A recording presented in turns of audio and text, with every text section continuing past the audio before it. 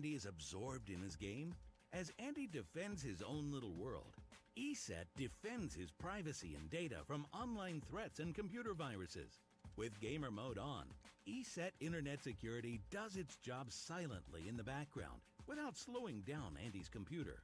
ESET can even identify previously unknown threats and dangers. Go to eset.com and install the best protection for gamers. ESET Internet Security. The Dallas Fuel, your 2022 Overwatch League champions! But none of that matters now. None of the numbers. What matters is what these two teams have left to show with a revamped team, play for play, blow for blow. It is the most competitive grand final we have ever seen. San Francisco and Dallas one more time will fight to the death. Doesn't get any better than this. Are you not entertained?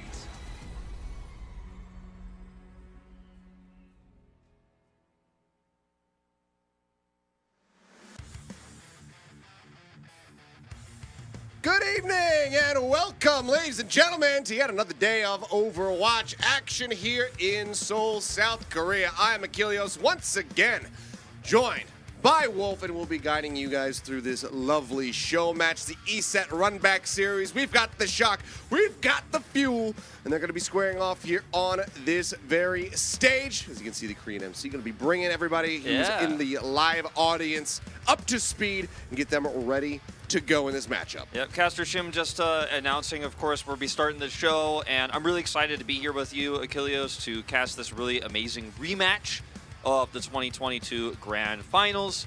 And Look, I mean, we've got a really exciting match on our hands. We're going to be seeing some old players, some new players coming into these rosters.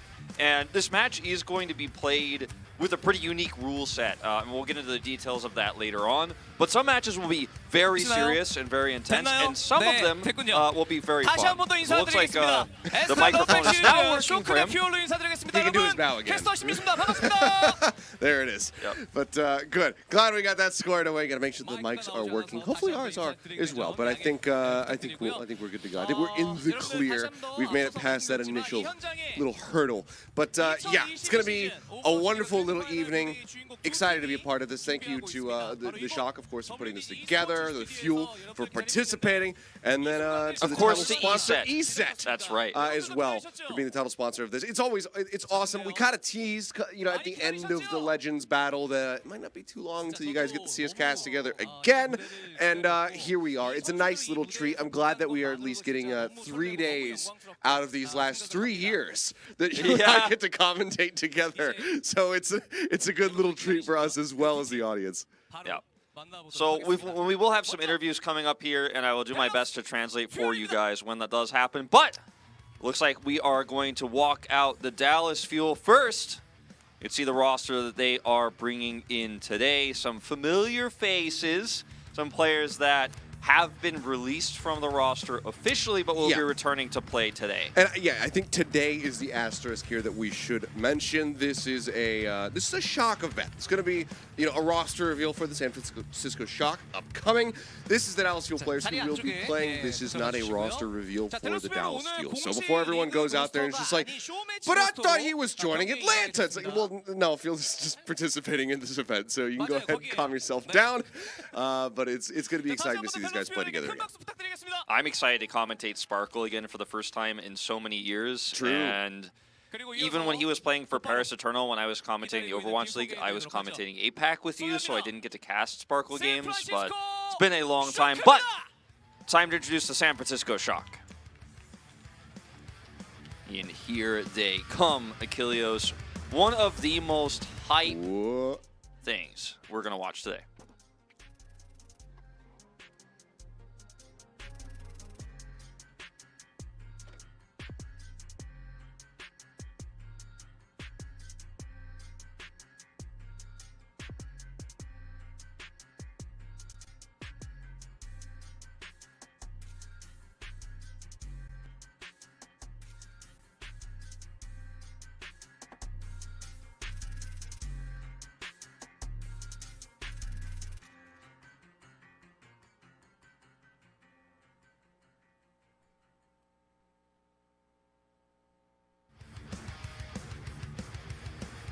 Well, there you have it.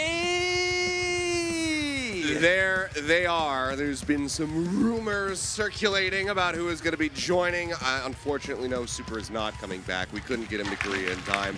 After the holidays, he's still spending time with his family. Probably not. He's probably streaming some random indie title or whatever like that on his stream right now. But we don't have him back. But we do have a fairly stacked roster here of the side of the San Francisco Shock. So there you go. This is what you guys can look forward to for today's matchup, as well as in the future of the 2023 season. Yep. So we're going to have a quick little interview with some of the players here. 항상 화면으로만 보던 그 얼굴들 그리고 항상 미국에서만 있었던 그 얼굴들. So this is basically he's saying the players we've always seen on our screens, they've always been in America, but they're here now on stage in Korea. So introduce yourself. 안녕하세요. Hello. There you go. Seth can translate too. 안녕하세요. Hello. One more time. 델러스에서 탱커를 맡고 있는 한빈이라고 합니다. 안녕하세요. Hanbin, the tank player for Dallas Fuel. 한국 팬분들 앞에서 이렇게 인사를 드리게 된 게 얼마 만이에요? How long has it been since you've talked in front of Korean fans like this? 데뷔 때 이후로 처음인 것 같아요. 네, 이번이. 그럼 몇 년 만이죠? His first time since like he debuted. 3년 차니까 3년. 네, 3년 됐습니다. 3년 I think he 만에 thinks 여러분들 it's been 앞에서 about 인사를 3 드리는 years. 거예요. 어떠세요 본인은 기분이? 일단 You and I remember those Element Mystic days. Oh yeah. Never forget. So how do you feel? 한국 분들이기도 하고 좀 더 이제 와닿으니까 선수로서 하고 있는 게 네. 좀 더 긴장이 되네요. 아 긴장이 좀 된다. He's nervous. 실제로 그 미국에서 경기할 때와 지금 이제 이 앞에 한국 팬분들 앞에서 경기할 때와 좀 차이가 있을 것 같나요? So is it different playing in front of an American crowd versus playing against or in front of the Korean crowd? 덜덜 떨고 있어 지금 한빈. I didn't hear what he said, but Caster Shim is just like, he seemed pretty nervous. 이번에 이벤트 매치 재밌게 해볼 테니까 잘 봐주세요. 감사합니다. I'm gonna have a lot of fun today for the event match, so please enjoy it. 스파클 선수한테 마이크를 좀 넘겨주시고. Sparkle time.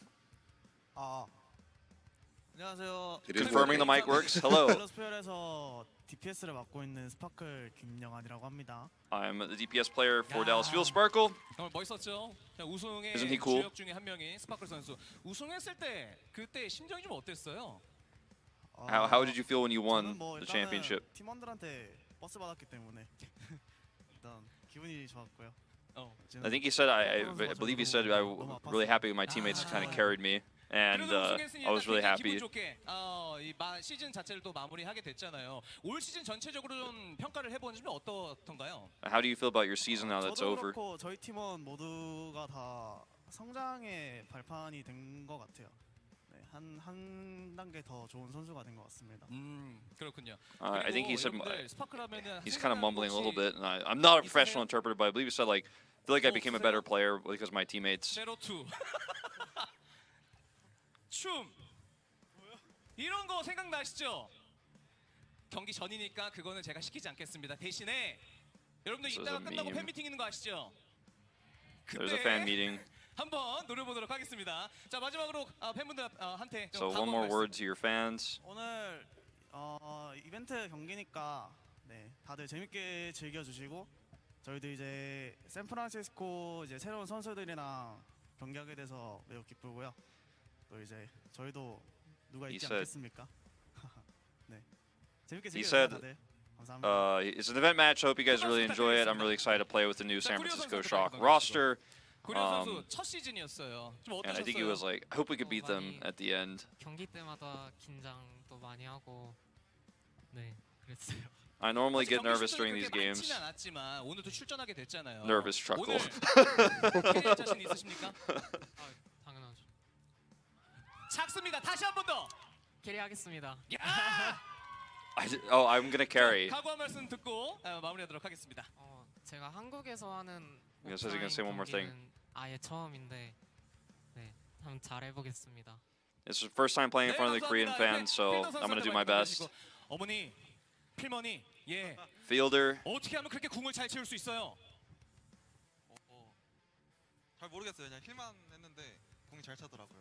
그렇게 잘 본인이 플레이하는데 어떻게 잘 몰라요? How do you not know your own play? Like, how do you not know your own like confidence? I guess. 별명이 필머니. 저희가 뭐 중계 중에 많이 뭐 언급하기도 했지만 별명 어떻게 좀 마음에 들어요? 네, 마음에 들어요. 마음에 들어요? 네. I think this is a joke. Like, I'm hearing this term for the first time. Pure money. Maybe that's a joke about Fielder and getting the money. I don't know what pure money is Lost on in this me. case, or if I'm mishearing this. But sorry, guys, I'm trying my best to translate this. Let's see what he says.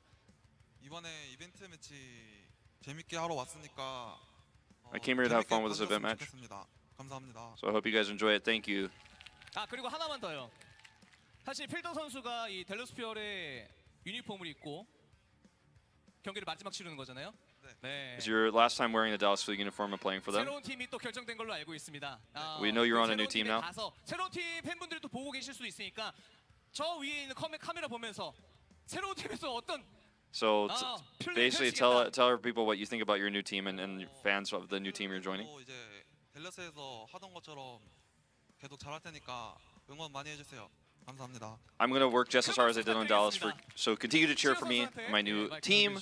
Of course, Atlanta Reign is the team he's joining. Looking forward to his lower bracket run. 네. 거의 3년 만인 것 같아요.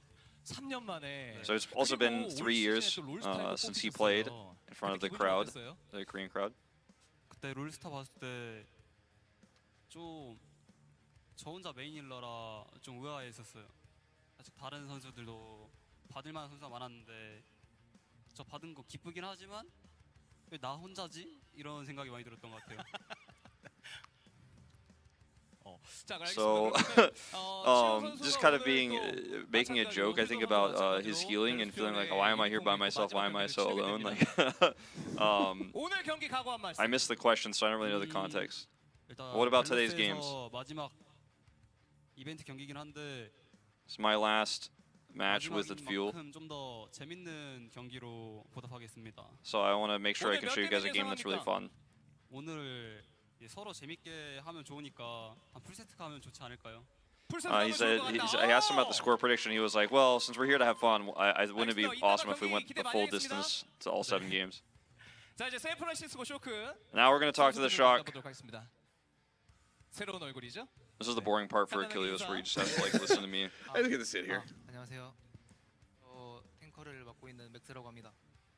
Max, the new tank player for San Francisco Shock. 참고로 말씀드리면 샌프란시스코 쇼크는 확정 로스터입니다. This is the San Francisco Shock's fixed roster. 쇼크 소속으로 이제 뛰게 될 텐데 어때요? 쇼크에 오니까. What do you think about the new roster? 좋다. It's good.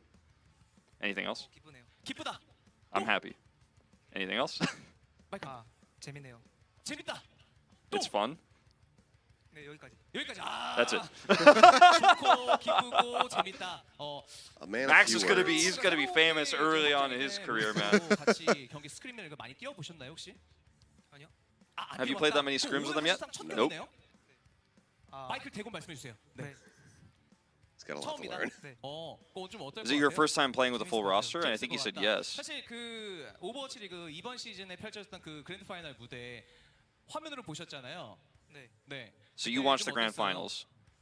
재밌는 것 같아요. 재밌는 것 같았다. What did you think about it? That was pretty fun. 준우승했는데 내년은 내가 우승시켜야지 이런 생각 안 들었나요? 그런 생각도 들었어요. Yeah, so don't you think like, oh, I'm gonna have a fun finals like that next year too? He's like, yeah, I think so. 각오 쇼크 소속으로 처음 인사드리는 거예요. 각오한 말씀. So what's your goals for the next year? 와주셔서 감사하고요. 오늘 이벤트 매치니까 재밌게 하는데 이기겠습니다. Even though it's an event match and it's for fun, I'm gonna win. 아니 이게 누구야? Next. 인사 한 말씀 부탁드리겠습니다. 이번에 쇼크로 합류하게 된 빈다임이라고 합니다. Vindime for San Francisco Shock, or Vindame as we call him in English. 이제 이적을 하시게 됐는데 처음에 얘기를 들었을 때 좀 기분이 어땠습니까?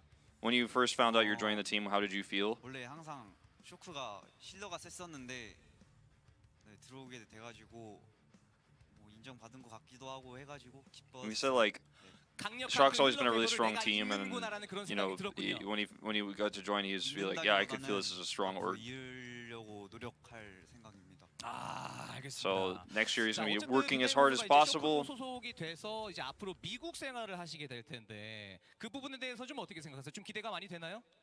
I believe you said, what do you feel about going to America? 파이널에 갔을 때 미국 경험을 조금 했었는데 날씨도 좋고 해가지고. He said, I was there obviously in the grand finals, and the weather was good and it was a fun place. 확정 로스터로 맺게 되고 첫 경기를 치르게 되는데 좀 어떨 것 같나요 오늘? What do you think about today's games with this new fixed roster? 제가 또 O2였었거든요. 희상이 빼고 그래서 가지고 괜찮을 것 같아요. He said, yeah, I've played in front of crowds like this when I was on O2, so I think I'll be all right. Word to the fans. 하고 오겠습니다. I'm gonna have fun today. Man, a few words today. 팬분들께 인사 한 말씀. So introduce yourself. 이번에 쇼크에 합류하게 된 희상이라고 합니다. So 이미지가 확 달라졌는데? 어떻게 된 거예요? 메이크업을 받았어요. 메이크업. I missed the joke there. 합류하게 됐습니다.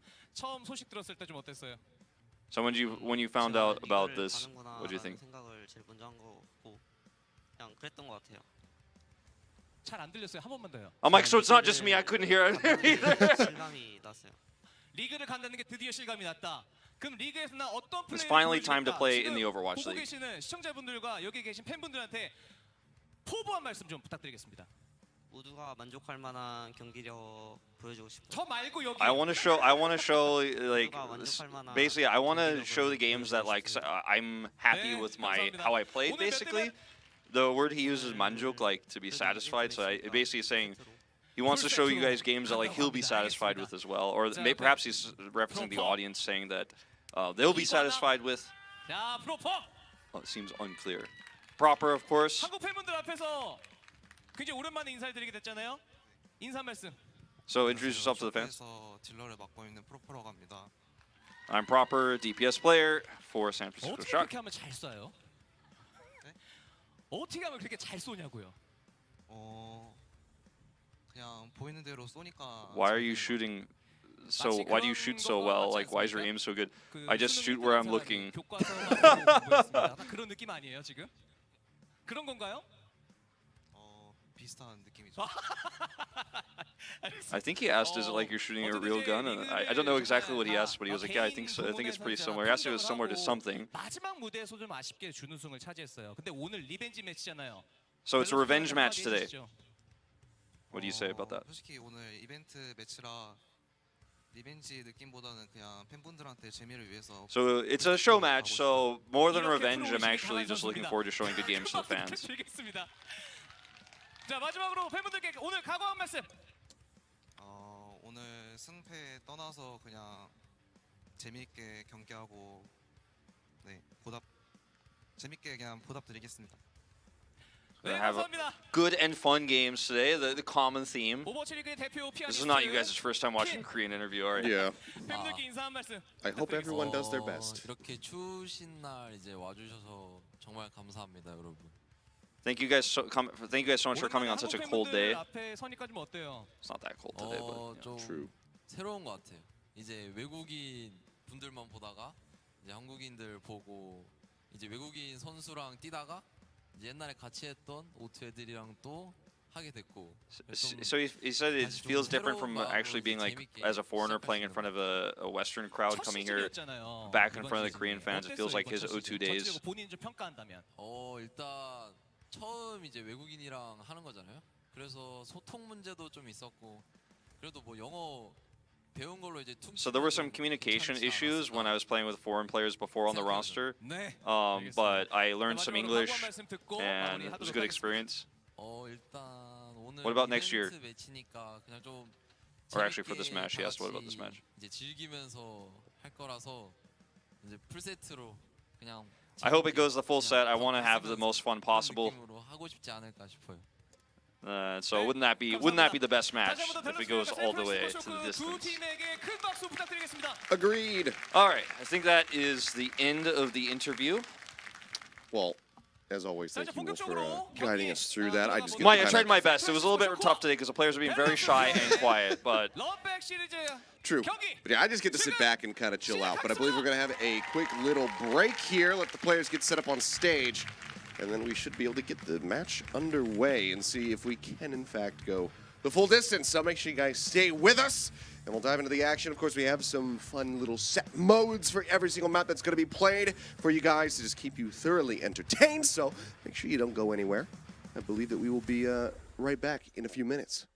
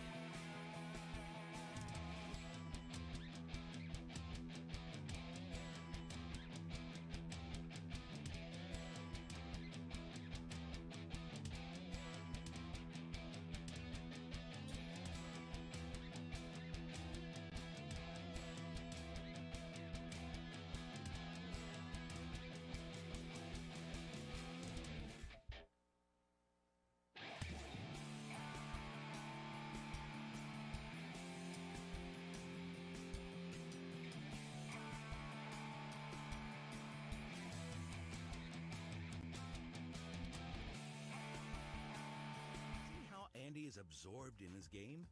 As Andy defends his own little world, ESET defends his privacy and data from online threats and computer viruses. With gamer mode on, ESET Internet Security does its job silently in the background without slowing down Andy's computer. ESET can even identify previously unknown threats and dangers. Go to eset.com and install the best protection for gamers. ESET Internet Security.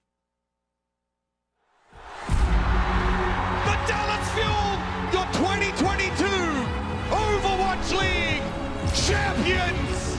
But none of that matters now.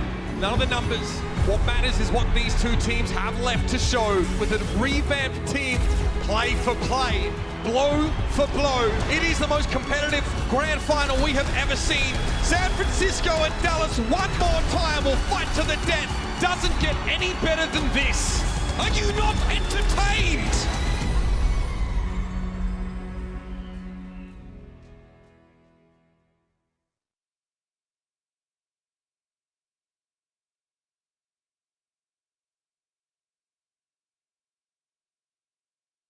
Hello, welcome to The Void, and we are ready to dive into the action here. I'm Achilios, that's Wolf, in case you're just now tuning in. It's good to be back, and it's good to have this series. It's going to be a fun little event. We've got the holidays out of the way. I guess we have New Year's coming up, but we're ready to get back to down to brass tacks, get back into the action, and start casting some games again. It's so I feel like we're so lucky that this, early into what is a very long off season with the free window just opening and stuff like that we actually get a roster that's basically fully formed, right? You guys are probably wondering like where some of the players you missed or thought would be on Shock are. They might still join the roster. There's still some time to go. This is the roster that Shock is fielding today. It's the roster they've announced, of course, but who knows? Maybe surprises in the future. I'm not speaking for Shock or anything. I don't have any secret info, but, this is the roster we have, of course, revealed for today, but there's still time. We might see some new additions. But it's so rare that we get to see a roster and get a look at an Overwatch League team this early. But also on the other side of things for the Fuel, the defending champions, to have the players, even though they split up, to be able to kind of come back together. Obviously not completely. It's not the same full roster they won the championship title with. Fearless isn't here, but it's still a roster that you could feel like if you're a Dallas Fuel fan who enjoyed the last season, you get to watch them play a best of 7 one more time together for the fans and have a fun match. So it's a really exciting day, I think, for fans of both of these teams, and just for Overwatch League fans who, in general, are like, it's a long off season, and I want some more Overwatch. I was going to say this helps cut up the off season and make it feel like it's a little less long, a little shorter. There's some stuff to do in the meantime because a lot of people they get done their jobs or they get done their school and they go on their holiday break and they're like, oh, thank God. For us in esports, we're like, please, can we start casting again? Because not only do we like we like getting paid, but we just love our jobs. So we want to just keep working.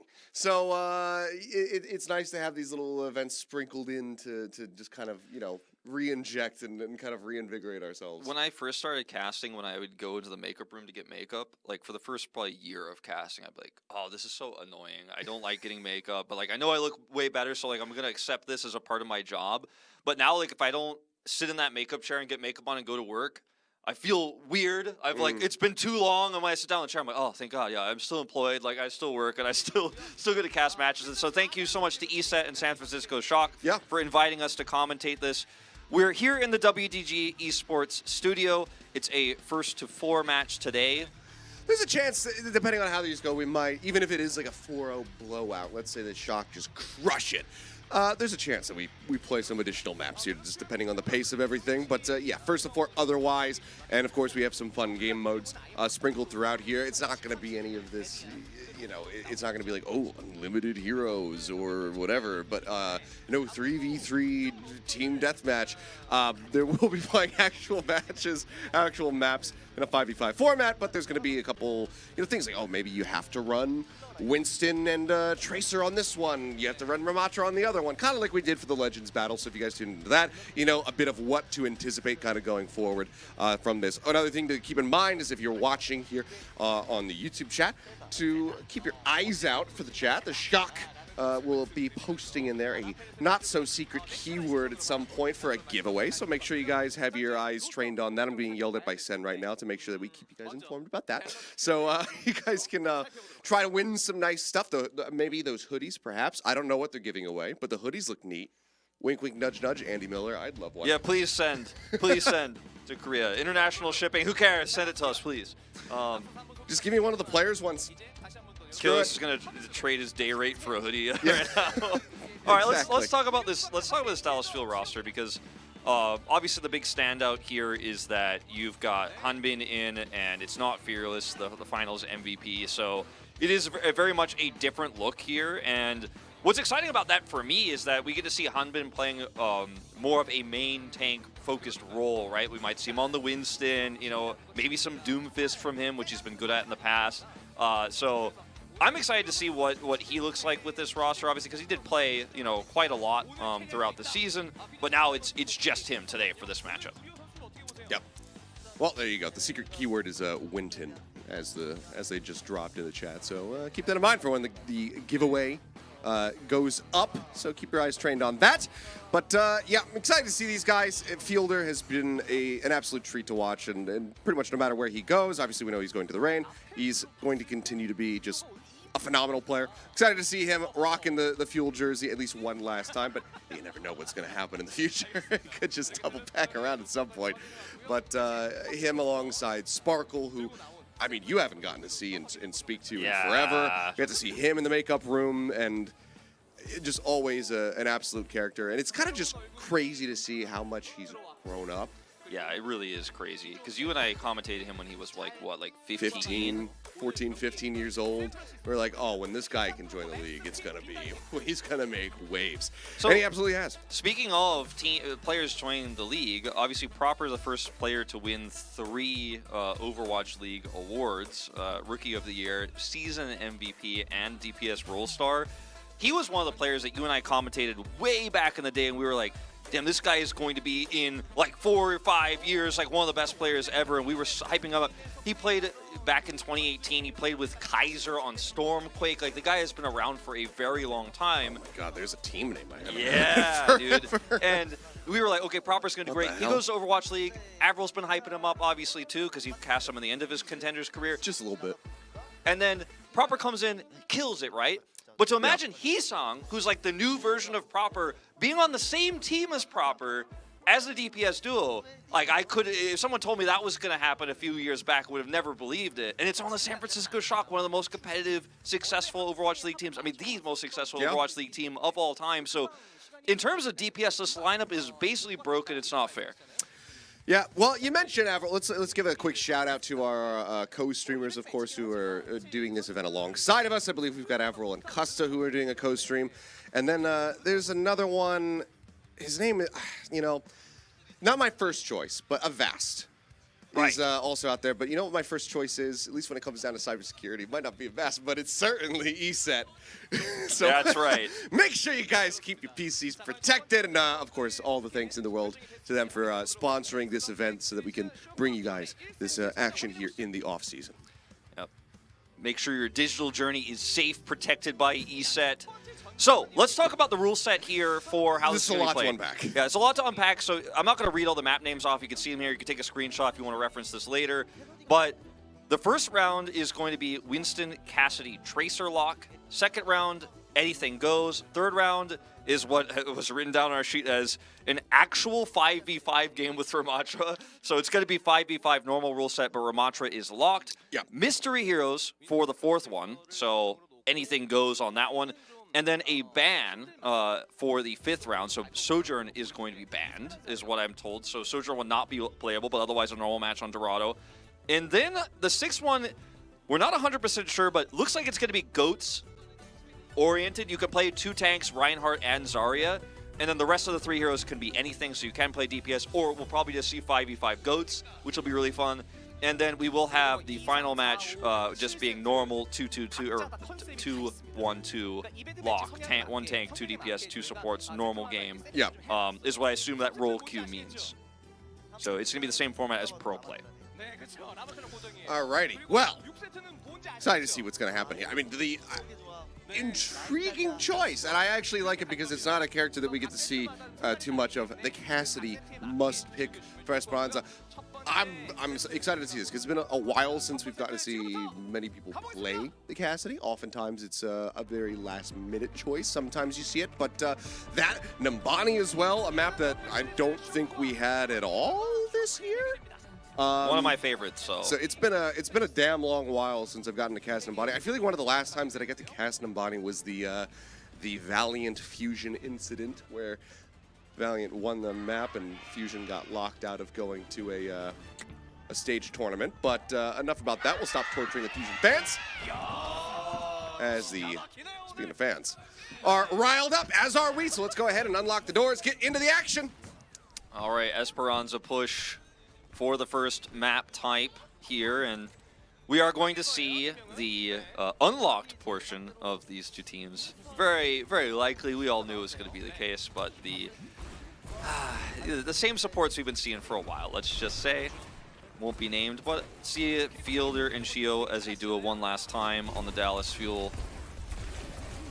From the outset, Magnetic Grenade going to be lobbed in there. Not going to be finding a kill quite just yet. Little fan of the hammer trying to break the Winston bubble, which they will be able to do. So far, still no kills going to be found, but Max is going to be taken down to a sliver of HP. Narrowly survives, still is under fire. Looks like they will be able to stabilize. And Max is actually going to find the opening kill as Gio's going to be taken out. Fielder now has his work cut out for him, trying to stay alive, trying to keep the team topped up. Sparkle will alleviate some of that pressure by finding the kill here onto the tank, but looks like it's going to be the Shock who are widely winning out the fight as Heesung goes ahead and paints the kill feed red.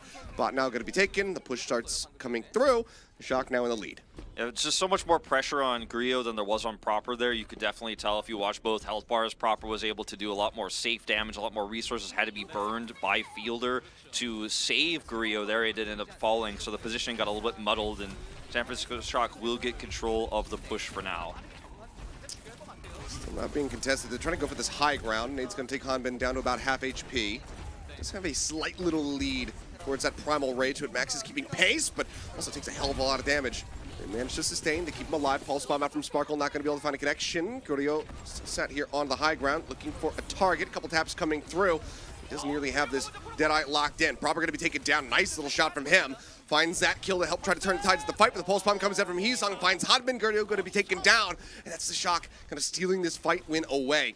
Bot has been shifted back into a more neutral position here for the side of the Dallas Fuel, but it looks like it's going to be shifted right back over towards the checkpoint here as the Shock regain control once more. San Francisco Shock stopped the push where they committed the Kitsune rush, so Fielder uses the ultimate. Hanbin is picked. It was a huge pick there by Heesung with that pulse bomb. Can't use his Primal Rage, so they're not able to actually continue that fight into sound barrier territory and really utilize their ultimates to the best of their abilities. So San Francisco Shock with a nice, efficient hold.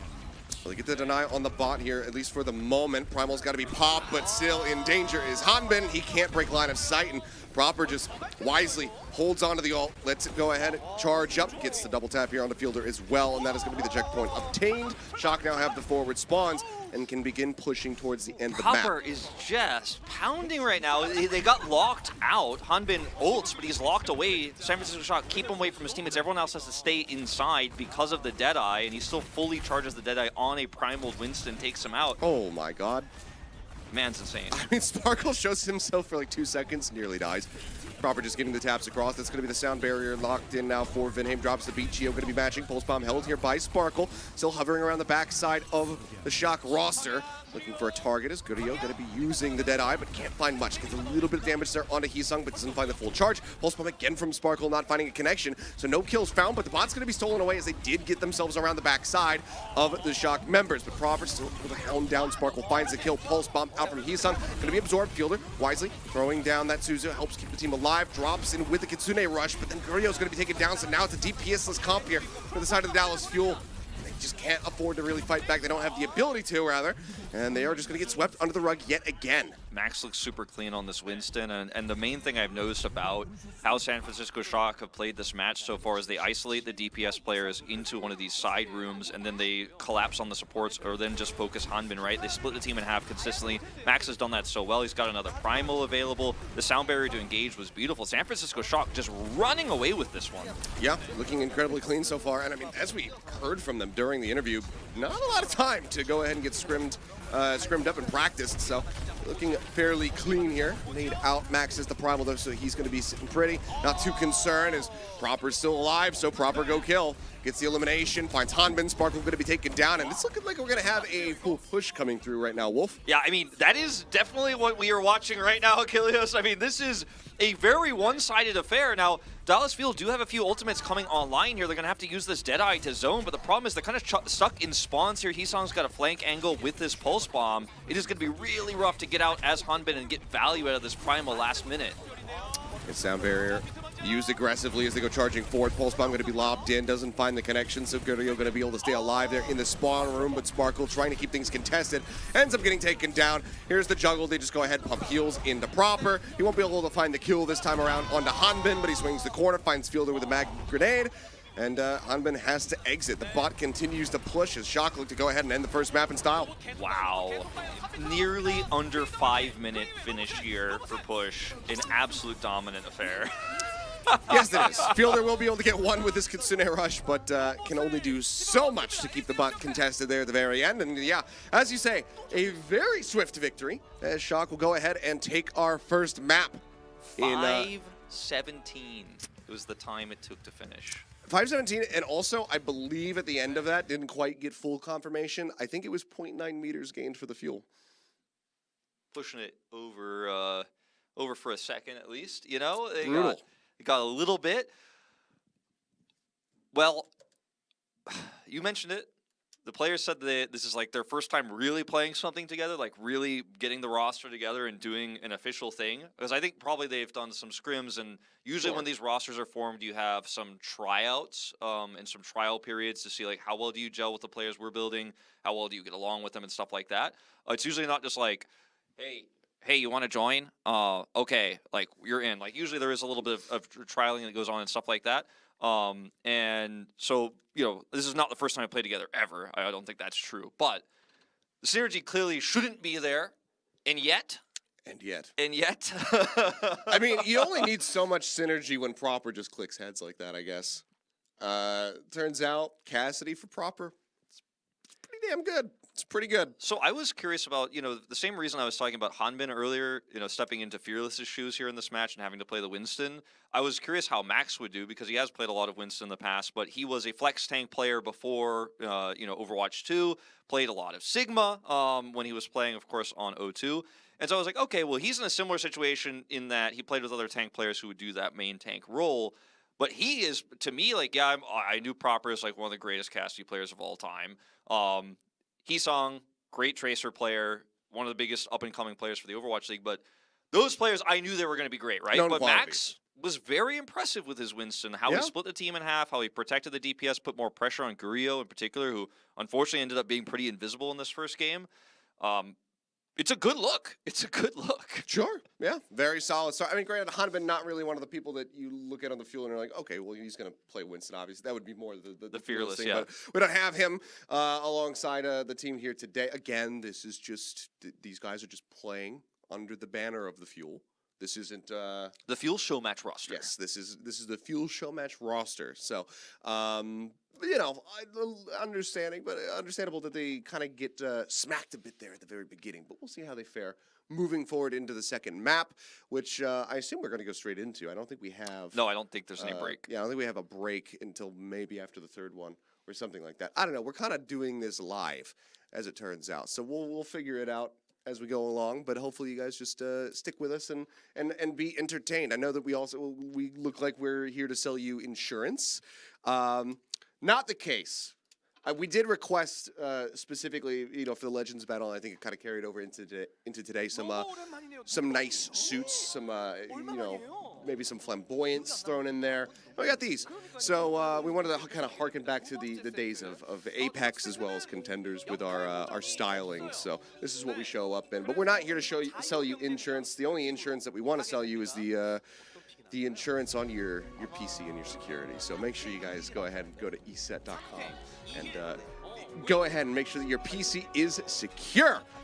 But yeah, why would you spend all that money on a computer and not get ESET to make sure it's safe? What if Precisely. something bad happens to your computer? I tell you what, I'm going to go home and I'm going to get ESET right now because I just rebuilt my PC after having a bunch of issues, and it is currently not protected by anything at all. Well, that sounds like you need to go to ESET.com. And I will, for sure, once we get home, whenever that is. But here we go. Second map is going to be coming up. We're going to go into our open queue map as we have Nimbani on the horizon. So the rule set is open queue.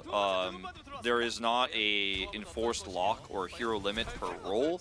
So players could play 5 supports if they wanted to. Technically here, they can play 2 tanks, which, as the history of Overwatch has shown, you know, might be the way to go, because tanks do a lot of damage and got buffed a lot because when you can only play 1 tank, you get a buff. And Sparkle on Doomfist? I still have dreams about this. I mean, Sparkle on Doom, it's a little bit different, obviously, but we also have Chio on the Hog. So we've got 3 tanks and 2 supports on, whereas Finn is just going to be going It's goats again, Achilios. Okay. We figured it out. We do have a Widowmaker, though, for Finn. Yeah.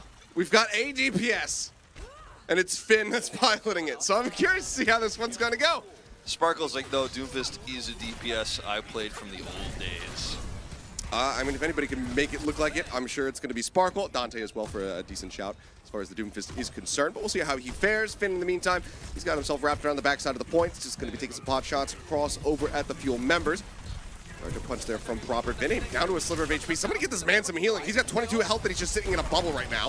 Looks like he will get top back up. Max tries to exit, but Fielder manages to strike him down. Finds the kill, and Sparkle will come up with one as well. So it's going to be a 2 for 2 at the end of it all. Finn still alive, but I mean, he's going up against nothing but tanks, so kind of good luck. It's going to take multiple headshots to be able to find any kind of kill here. Yeah, it's not looking like he's going to find an angle at the moment. Seeing what he could do before he drops dead. Speaking of. Yep. Not much. Not much. Was the answer. That will be the defense, and I would advise on attack unlocked Numbani. Widowmaker, maybe, you know, it's fun to play a little bit. Hey, give it another shot. Hey, maybe he's going to build his ultimate up and then see what he can find. As I like Chio's positioning here. For those who were Overwatch 1 enthusiasts, you know that's where the hog hides. That's where it goes. Yeah. I'm sorry, I thought you said Cheeto. It just made me giggle. That's going to be the new nickname on Avast's stream, I suppose. He's flaming hot. That he is. Well, drop down, there's a Meteor Strike. Proper looking for some damage, looking for a kill. They will be able to get the Sparkle. Nice little seismic slam, takes down Gurio as well. So 2 members dead. Finn trying to stay alive as the minefield gets dropped in by Heesung. Keeping them locked away from the point for the moment. Nice little dive into the back. Hanbin going to disappear, and it looks like the shock will finally be able to break open the point as Chio has nowhere to go. It's a nice little hook in, though. Does take down Proper, but should be falling, and he does. And the cap will be coming through with just under 2 minutes left as Sparkle rejoins, dies to a mine. And now you got 420 blazing hot Cheetos for the side of the shock. They said Wrecking Ball wasn't that viable. Watch 2 man. The mine stops the recontest. It's broken. He doesn't come in. He comes in and just dies instantly. Dallas will have a huge ult advantage here, including the Annihilation that Hanbin is holding. So that could be a huge boon for them to hold around this corner here as Finn tries to get line of sight. Sticking with the Widowmaker still. And, you know, starting to get a little bit more value. As we do see Gurio is going to pop the rush. Okay, nice shot there from Hanbin. Gets the punch across. Van Haim going to be taken down. Finn as well falling. Good rush here from Gurio, finding an immense amount of value, and they can go ahead and lock up the cart. And it's still here at the first corner, so not much distance gained at all. As Heesung is just, he's just hanging, dangling from the edge, saying like, maybe they won't notice. But they did. It's Ramatra Goats is what Dallas is running. It's like a real comp, okay, except it's not allowed normally, but I feel like it's the strongest comp for this meta. Like, if I were running a comp, I'd pick the one Dallas has. They only use the rush, and now they have the Annihilation still. Here's the Meteor Strike. Let's see. Okay, drops down. So aggressively used here by Sparkle. Not gonna find a kill though, but does force out the sound barrier. Now getting matched from the opposite side. Both teams shielded up, but again, Hanbin just charging forward, pummeling his way to success. As, well, Proper will be able to find one for himself, but it seems like that is still going to be the card very much locked in position. You just can't kill Hanbin while he's in Annihilation here. He's basically just going to keep leeching that health, and when you're losing a fight like this and Annihilation is still rolling, it's a rough time for San Francisco Shock, and Yeah, you hold the cart here very well. Although... Okay. But what if? Then with a headshot, Unbin taken low, the body shot kills. It's another little headshot tap in onto Chio. He takes a breather. He's going to be able to stay alive at least for a little bit longer here.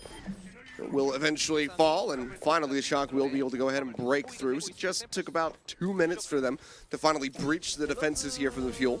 They start moving, but they're only halfway to point B, so still have their work cut out for them. You know, Finn doing a great impression of Violet's flex support back when he would swap to Widowmaker in Contenders, you know? 2 O2 players of a different generation, 2 San Francisco Shock players, flex supports from a different generation. I'd love to see Finn picking up the Widow and opening that one up, as Esong's got ult now. He does, but Hanbin finds Max. A little punish. The Armor will still get popped here. And the Annihilation, I always mix those two up, sorry, by Heesung, but I don't know if he's going to be able to get too much done. Gets hooked in. Seismic Slam from Sparkle will go ahead and get the elimination. They also have the whole hog rolling from Chio, just to ensure that this card is not getting into B, at least not yet. Good hook to get the punish. Allows for Vinheim to not exit. The Fuel will go ahead and reestablish control as Finn says, okay, enough Widowmaker. I'm going to go to the hog as well. Yeah. I think Sparkle and Hanbin just looked at each other with a smile when they saw the rule set, like there's no hero limits. They were like, so they said we could play goats, but Overwatch is 2 goats? Like, we're going to do that. We played a lot of that on Elo Mystic, you know, we're pretty good at that. And Sparkle gets to be like, oh, it's Doomfist, but it's a tank now.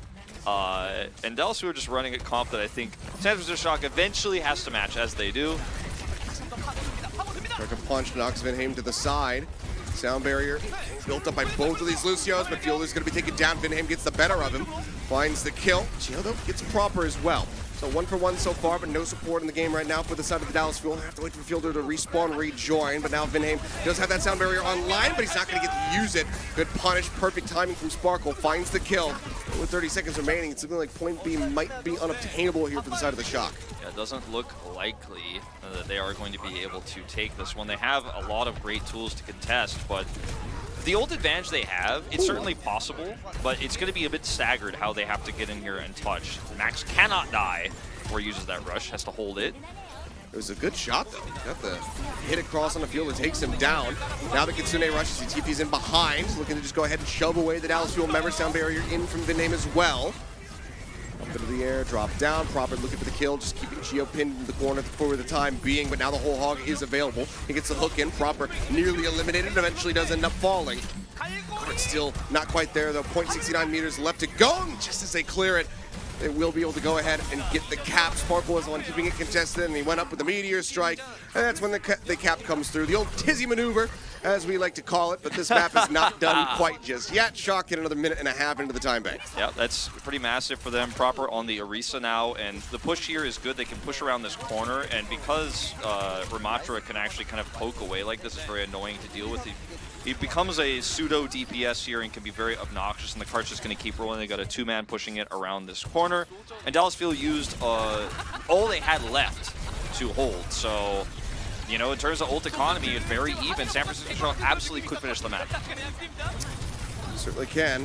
Finn now again shifting away, goes back over to a DPS, has the Sojourn. To charge things up, swinging very aggressively around the backside. As Chio just goes charging forward here with the Reaper, trying to break down these tanks. That Sparkle causing chaos, spinning that spear, pushing people forward. So they should be able to win out the fight. Yep, the Annihilation is going to be able to come up with 1. And now a second as Heesung will fall. So 20 seconds remaining. Vinheim needs to get out of here. He cannot die, and he's going to. That is really rough. That's a huge stagger.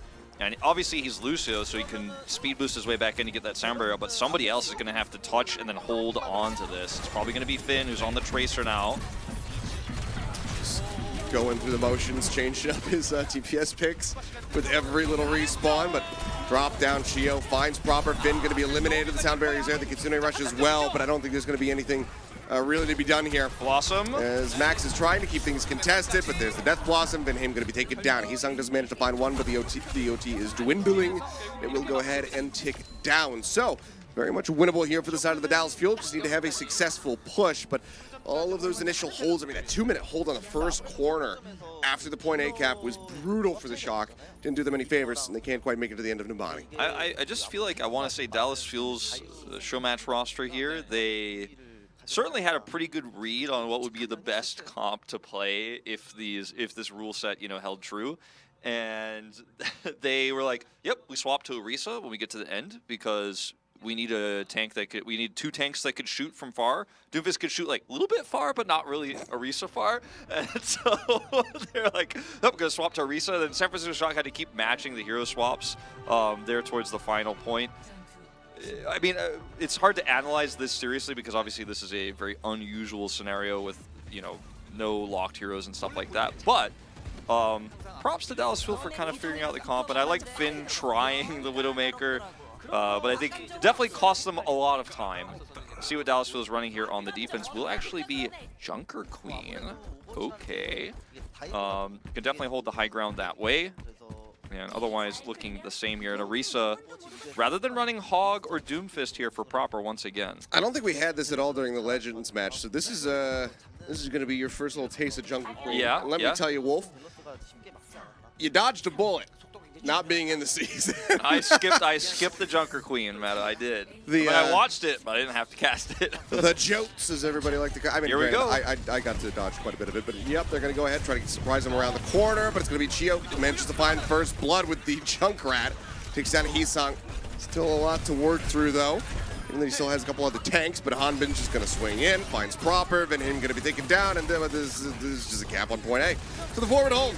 Did absolutely nothing. Max is going to fall for a little bit of an additional stagger on the back end, and Hanbin can just swing up, keep everybody locked in place. The Junk Queen can't do a damn thing to really deal with Sparkle here.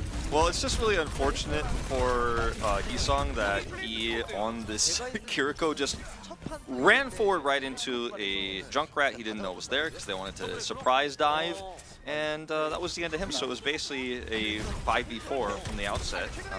And Shield builds only half of the ultimate here on the Junkrat, so Riptire's still a ways away, but it's going to be a massive tool here that they can build early with a massive time bank, too. Yeah. Looking very good for them at the moment.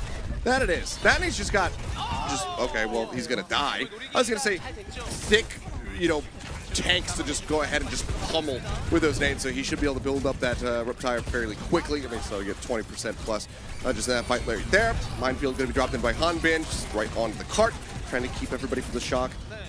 Locked away, pushed away from this, so they can go ahead and gain some additional distance. Push into the back, Heesung under fire. Looks like maybe he managed to TP out at the very last second, but Fielder finds him in the end. A headshot comes across, finds that kill. Max can get the counter punished though, takes him down with a pummel, now has the ult rolling. To try to keep this cart right on the corner of the bus, and so far it's working a treat for the side of the shock, but HP bars still quite low. Finn going to be taken down. Vinheim needs to get back in here swiftly. Riptire's ready. Does have a pretty nice angle to use it on too. Probably just wants to hold it right now with the control they have. It's not even necessary. We'll probably use it for the contest. They have nobody that can really assassinate this Riptire this is a good quickly. spot. He's going to try to swing it around from the back, drops it down. He's going to find a 2-for-1 special. It's both supports now taken out. Heesung not quite Johnny on the spot with that Suzu. Could have saved their lives, but maybe he was on CD. Either way, they end up falling, and this is a steamroll right now for the Dallas Fuel. Yep, just running it back, just like the first map, except this time it's Dallas who are absolutely controlling big need look here, at this, rather heal deny. I mean, Finn pops the ult. They will get Hanbin at the end as he bleeds down. He's antied out, but for the most part, the Fuel don't care that he uses that. They're like, sure. That's fine. We're just going to keep pushing. So 5 minutes, 20 seconds, and they only have to go like 20 more meters or so. Max is going to swap over to the Soldier 76.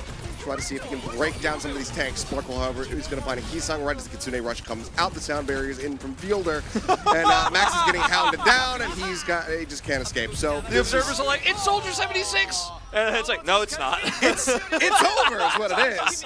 Dallas Fuel will go ahead and pick up a win. So they get absolutely clobbered on our first map of Esperanza, but as we go into Nimbani, they manage to take the win. So that's going to tie things up at 1-1, which means that this is not going to be any 4 Overwatch here today.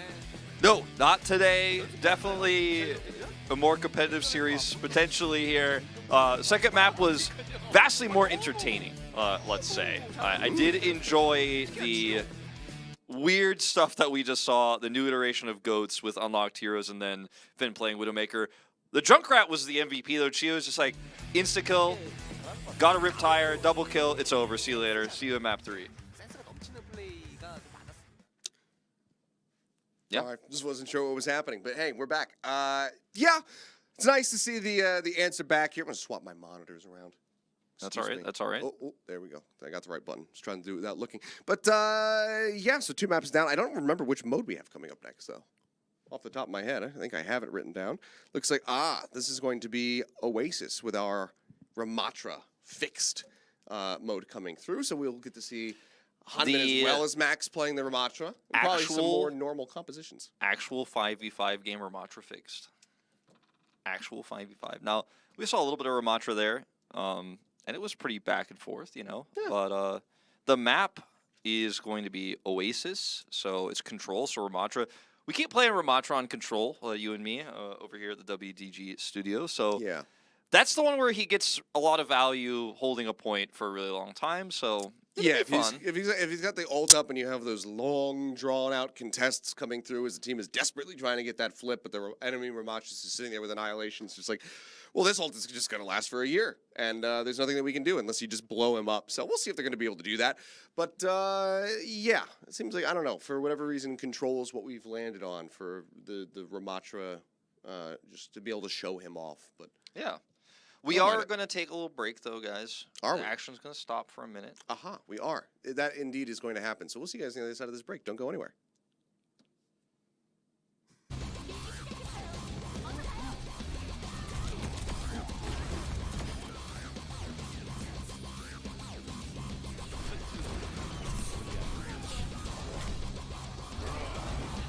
여러분들 쉬는 시간에 잠시 럭키 들어오 시간을 갖도록 하겠습니다. 현장에 계신 팬분들만 누릴 수 있는 특권. 현장 럭키 들어.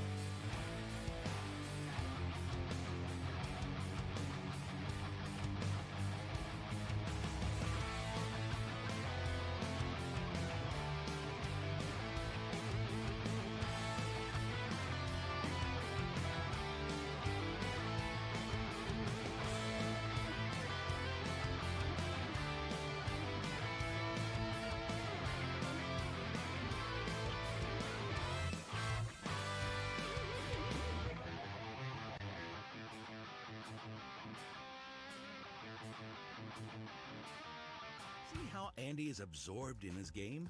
As Andy defends his own little world, ESET defends his privacy and data from online threats and computer viruses.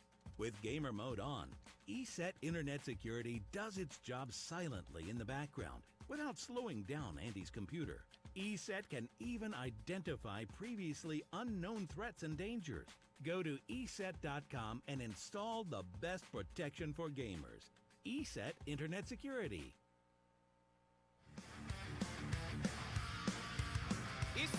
And we are back. It's time to carry on with our lovely show match here, the RUNBACK series. Shock vs. Fuel presented by ESET. And we've already had 2 fun maps taking place with Fuel taking the most recent one. They're on Numbani. Didn't have to go all the way to the end. They had a very successful defense, but now we're going to be going into a bit more of a standard mode. And I should say, for anybody who's like, why are they not playing a real 5v5? This is my chat voice. This is what chat sounds like to me in my head. Why are they not playing the 5v5? Why are they not taking this seriously? It's an off-season show match with a roster that isn't even real. When they say run back, they mean it's like the Grand Finals, but with a twist. But with a twist. With a twist. With a It's twist. Very twisted. But you know, it's just we're here to have some fun. And that's what we're having. That's what you should be having. And if you're not having fun, there's something wrong. Well, as with I you. recall, the finals went the distance all the way to the It final did. map. It did. And so maybe we'll run it back 1-1, 1-1, 1-1 until we go to 3-3 and have that final 7th game decider. Could happen. Could very well happen, especially given the way that things have been looking. I mean, a full push on Esperanza into a successful hold and push from the Fuel. So we're tied up. So maybe it will just be trading blows the whole way throughout. We can only hope that that's going to be the case. But in case you're just joining us, 1-1 the scoreline at the moment, with Fuel getting the most recent win. Now we get ready to go into control. And I think the only stipulation that we have for this map is that Ramatra has to be played by both sides. Yeah. So And the Max and Hunbin play. The other stipulation is, of course, that it's like normal hero locks and stuff like that. So you can only play 2 DPS. Sure. It's just that Ramatra has to be the tank. So Max and Hunbin have to play Ramatra. That's the only rule outside of normal pro play. So it's not like they have to play Ramatra, but they can play anything. Like we just saw, it's like has to be Ramatra, and it also has to be 2 DPS and 2 supports. And I mean, if anybody was watching Numbani and they found that hard to watch, that's why we have roll lock in the game. So thank you, Blizzard, for doing that for a go at this point. These new Overwatch fans, man, they don't know how good they've got it. We had a whole different thing. You guys never lived through 5 Tracers and a Winston and 6 Diva stall and 6 Diva stall. That was a thing. Oh, you're trying to cap B on Hanamura? 6 Divas fly out of the spawn and they're all exploding. And we've seen some stuff in our time. Phalanx comp all the way back in Apex Season 3, which was what, Ryan Hog Zarya, I think. Yeah, Ryan Hog Zarya with like Tracer Genji and like an Ana or something like that in the mix. I mean, there's been some wild stuff throughout the year. So having the roll lock, it avoids having those unideal compositions where the games just don't end. So it's good to see. So we will be going back into some more normal territory. So excited to see how this is going to look while they pilot the Ramatras in a bit more of a serious fashion. Got to see a little bit of it there, though, on Numbani. I was kind of surprised that they opted into it, given the newness of that hero. But we'll see what they put around it. I think it's probably just going to end up being fairly standard. The Sojourn's probably going to come in, maybe a Tracer Genji, something like that. We'll have to just wait and see. Yeah, we saw a lot of different variations in the Legends battle just last week. So we saw like Pharah with Ramatra, we saw Pharah Mercy, we saw just the standard Reaper comps. We did see some Genji dive, even though you don't have the dive tank with the Ramatra, but it can still work, obviously, and can be very oppressive to deal with. So really just anything goes. My expectation is it'll probably be a Reaper comp of some kind for both teams. Love to see May Reaper, bring it back a little bit. And could do. And May Reaper Ramatra sounds pretty busted for control. Obviously, some parts of Oasis less so because of the verticality of the map and stuff like that, but you never know. Yeah. We'll see what they put together. Like you said, Oasis is going to be the map. That's already predetermined. So we'll get to see that, and we'll get to see some more Ramachas and see what they're going to be doing around that. But we're kind of fully anticipating that it's still going to be the Kiriko Lucio coming out as far as the supports are concerned. But we don't have to wait too much longer, as we will go ahead and remind you guys as far as the map set and the rules. So after this one, as we are guaranteed at least 5 maps.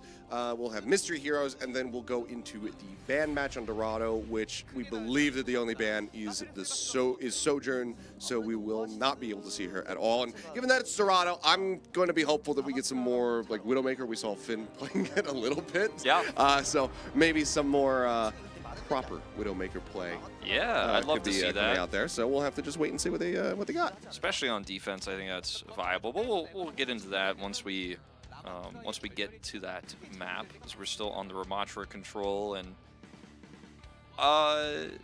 this one's going to be interesting. Obviously, we saw in the previous game, we did see Max and Hanbin both play some Ramatra, and they both seemed to be pretty well versed on it. Obviously, it was a chaotic game. It's hard to really tell, but clearly both of these tank players have played a ton of Ramatra. It's a new hero. Everyone's practicing it, right, and learning it. So I was not disappointed, so I think this will be a good one in terms of the tank matchup. A little bit of Torbjorn flair shown here, just a little flash from proper. Surely not.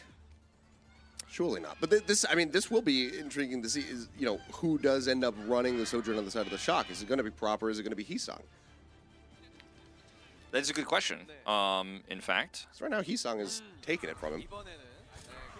That might be why Proper's actually Korean solo queue right now. He's like, if you don't give me Sojourn, I will play Torbjorn and throw the game. Yeah. I'm like, oh my god, I'm in a Korean solo queue game. He just starts jumping off the side of the map and resetting. And he's like, yeah, okay, that's it. I'm just gonna melee him on the way over too. He is actually going to be running this, and I wonder if this is, just fully to try to deal with the Ramatra somehow, or if he was expecting for maybe Sparkle to be coming out of here on a Genji, and that's why he's going to be running the Torb. Either way, he's got it locked in, so I'm excited. Team's going to be clashing now here on the high ground as the pummel comes out. Max is just forcing them back down the stairwell. Bionade going to be used by Fielder.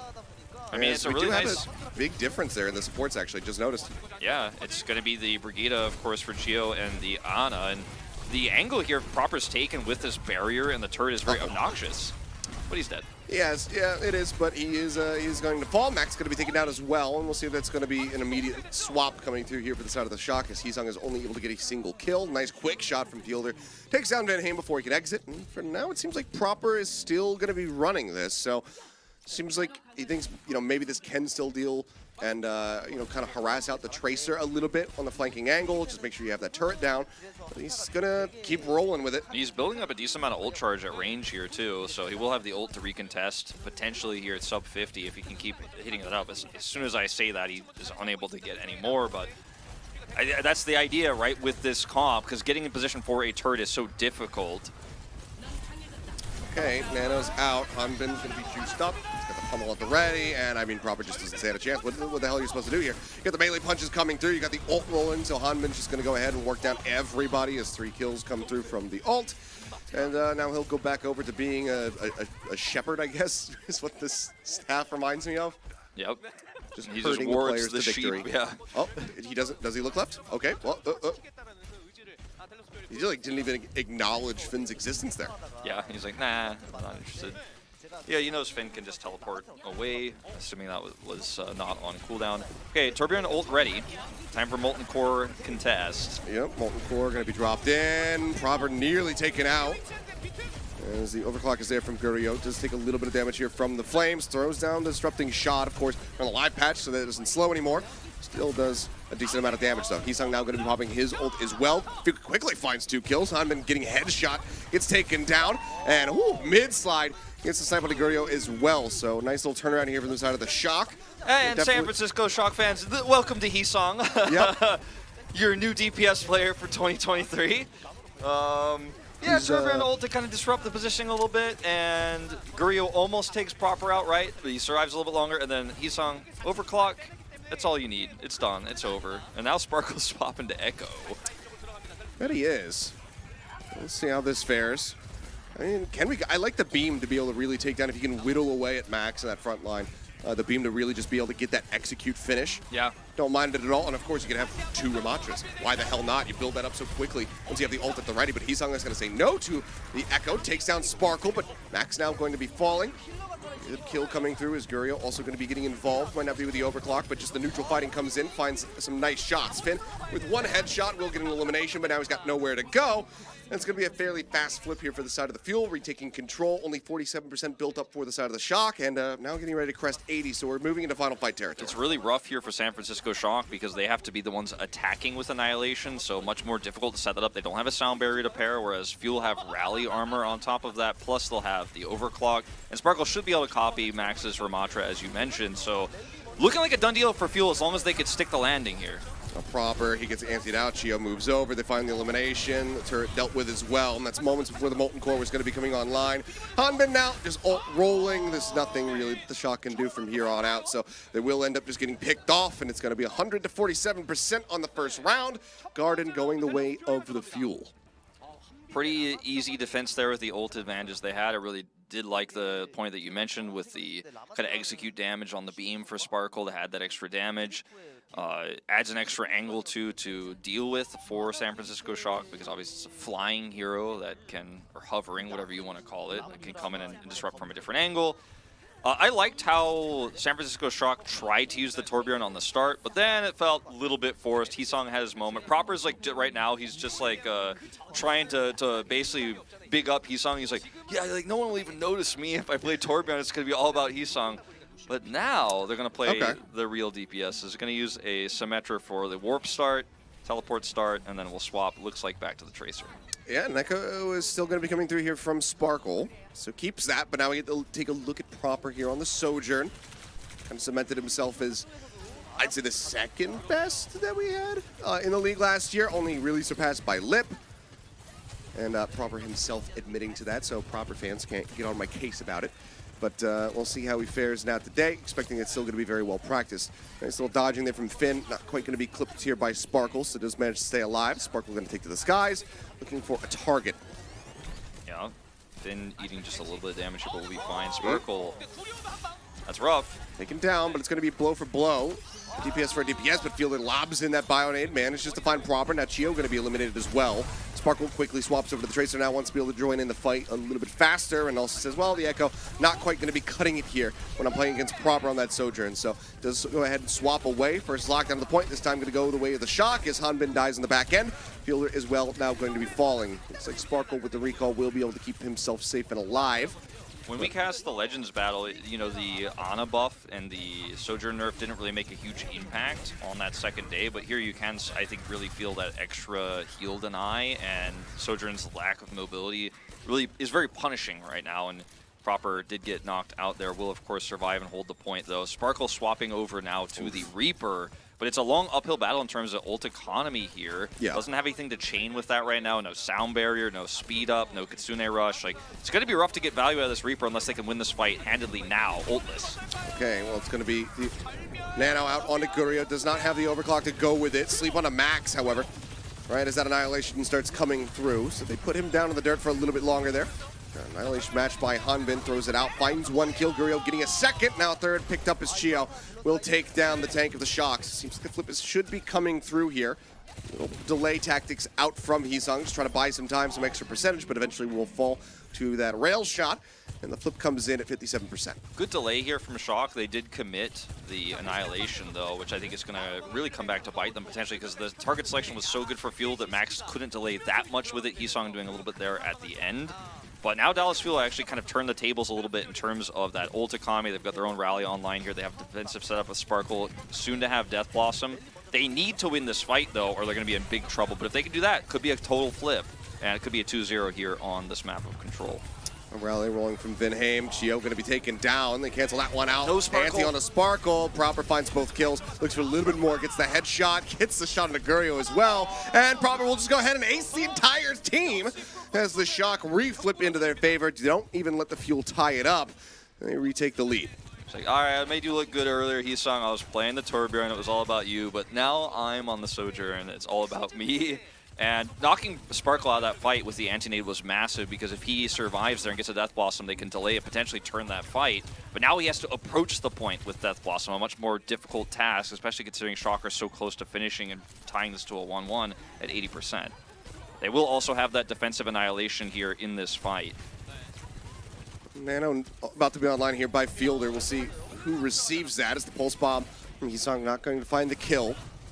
Stuck onto the shield, I believe, of Chio. Can't break it in time, so no kill's going to be found. Anti goes down with the Chio for the time being. Ult pop by Max. Chio going to end up getting picked off. Hisung gets around the back, eventually finds his target. Death Blossom, however, going to be dropped in. Sparkle nanoed up. Does manage to find 2. Looks for a little bit more. The recall going to be forced out as Hisung tries to stay alive, but Finn is left out the dry here on the point. Ends up getting dropped. Max has got nowhere to go. He's antied, and the flip will come through, so we're not done quite just yet, but still a very long hold necessary for the side of the field if they want to be able to win this and take it as a 2-0. It's crazy how back and forth the ult economy has been in this second round here.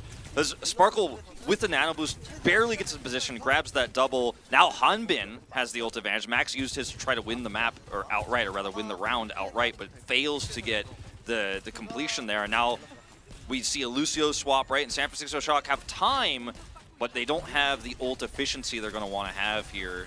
So they'll probably lose one fight here, and they need to take it now. Rail shot's not really connecting, and Guriel, just gets stepped on. Max goes charging forward with the pummel at the ready, finds the elimination, and the cleanup starts coming through from Proper. Who needs ults? Yeah, not necessary. Don't need them. I mean, the nano was thrown in there at some point by Finn, but they will go ahead and clean this up. So City Center going the way of the Shock. Means that we will have to settle things on University to see who is walking away with the win and taking the lead in the series. Yeah, who needs ultimates? Just going to go in there and knock the enemy DPS out, take out the Sojourn right away. With the Nemesis form, Max just steps on, as you say, the enemy Sojourn, and that's kind of a wrap right then and there. And even with Hanbin's defensive Annihilation, they just don't have the damage anymore. And Annihilation is not a end-all, be-all ultimate when your team is falling apart around you. You need a lot of tools to make sure that you can keep the Ramatra alive. There's extra damage there, and he just ends up basically holding the point inevitably forever while the rest of your team does things, and the rest of the team basically has this handicap. But if you lose one of your DPSs early on the fight because Max makes a sick play, then that could be enough. San Francisco Shock running back the Tracer Sojourn here will be Reaper again for Sparkle, however, on this first contest. Yeah, Van Ham taking a little bit of time to try to figure out exactly what he wanted to run. Did settle on the Brigida at the end. Not going to be going for the Lucio that he was hovering for a little bit of time, and it looks like they're just going to go ahead and clash over on the fuel side of the map. Shots coming across. Fielder just trying to make sure that everybody is nice and topped up. Good Bionade connects from Finn, manages the anti out on 2. Kill's not going to be found though, but it does keep them at an arm's distance now, and Guriel going to be picked off on the flank. Hisung with a nice opening. Now looks to get Fielder as well. Forces him back. Hanbin going to be taken out. And that is the Shock firmly grabbing control here at the point. The Bionade was massive from Finn, and you could see the range problem that Dallas Fuel has because they're running this Reaper that could just be poked at by the Ramatra that Max is running. Notice how much ult charge Max built up at distance there, and Sparkle getting naded meant that he had to Wraith Walk early, so he just wasn't in the fight, built very little. It's just going to swap straight over to Tracer here. The Reaper comp has failed. You don't get that first cap, feels terrible. He's now going to be mirroring this composition. Let's see how he fares. Well, that's a good start.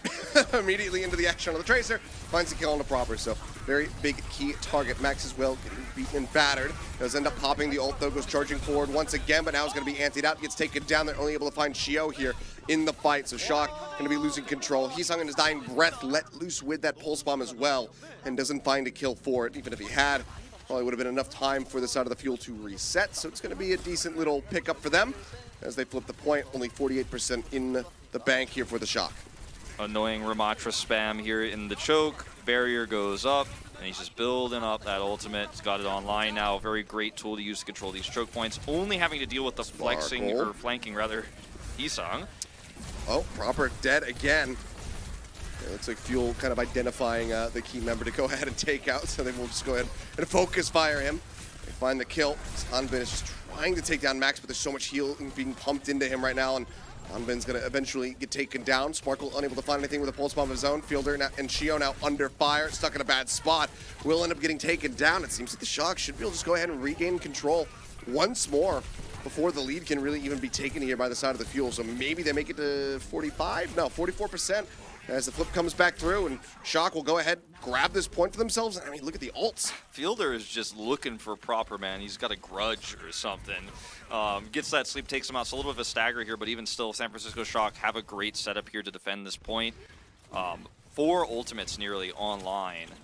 And it's really, I think, on Sparkle to find another miracle pick. Can they find Proper, get him with a sleep? Hisung, you know, on the side here trying to duel with him to keep him at an arm's length.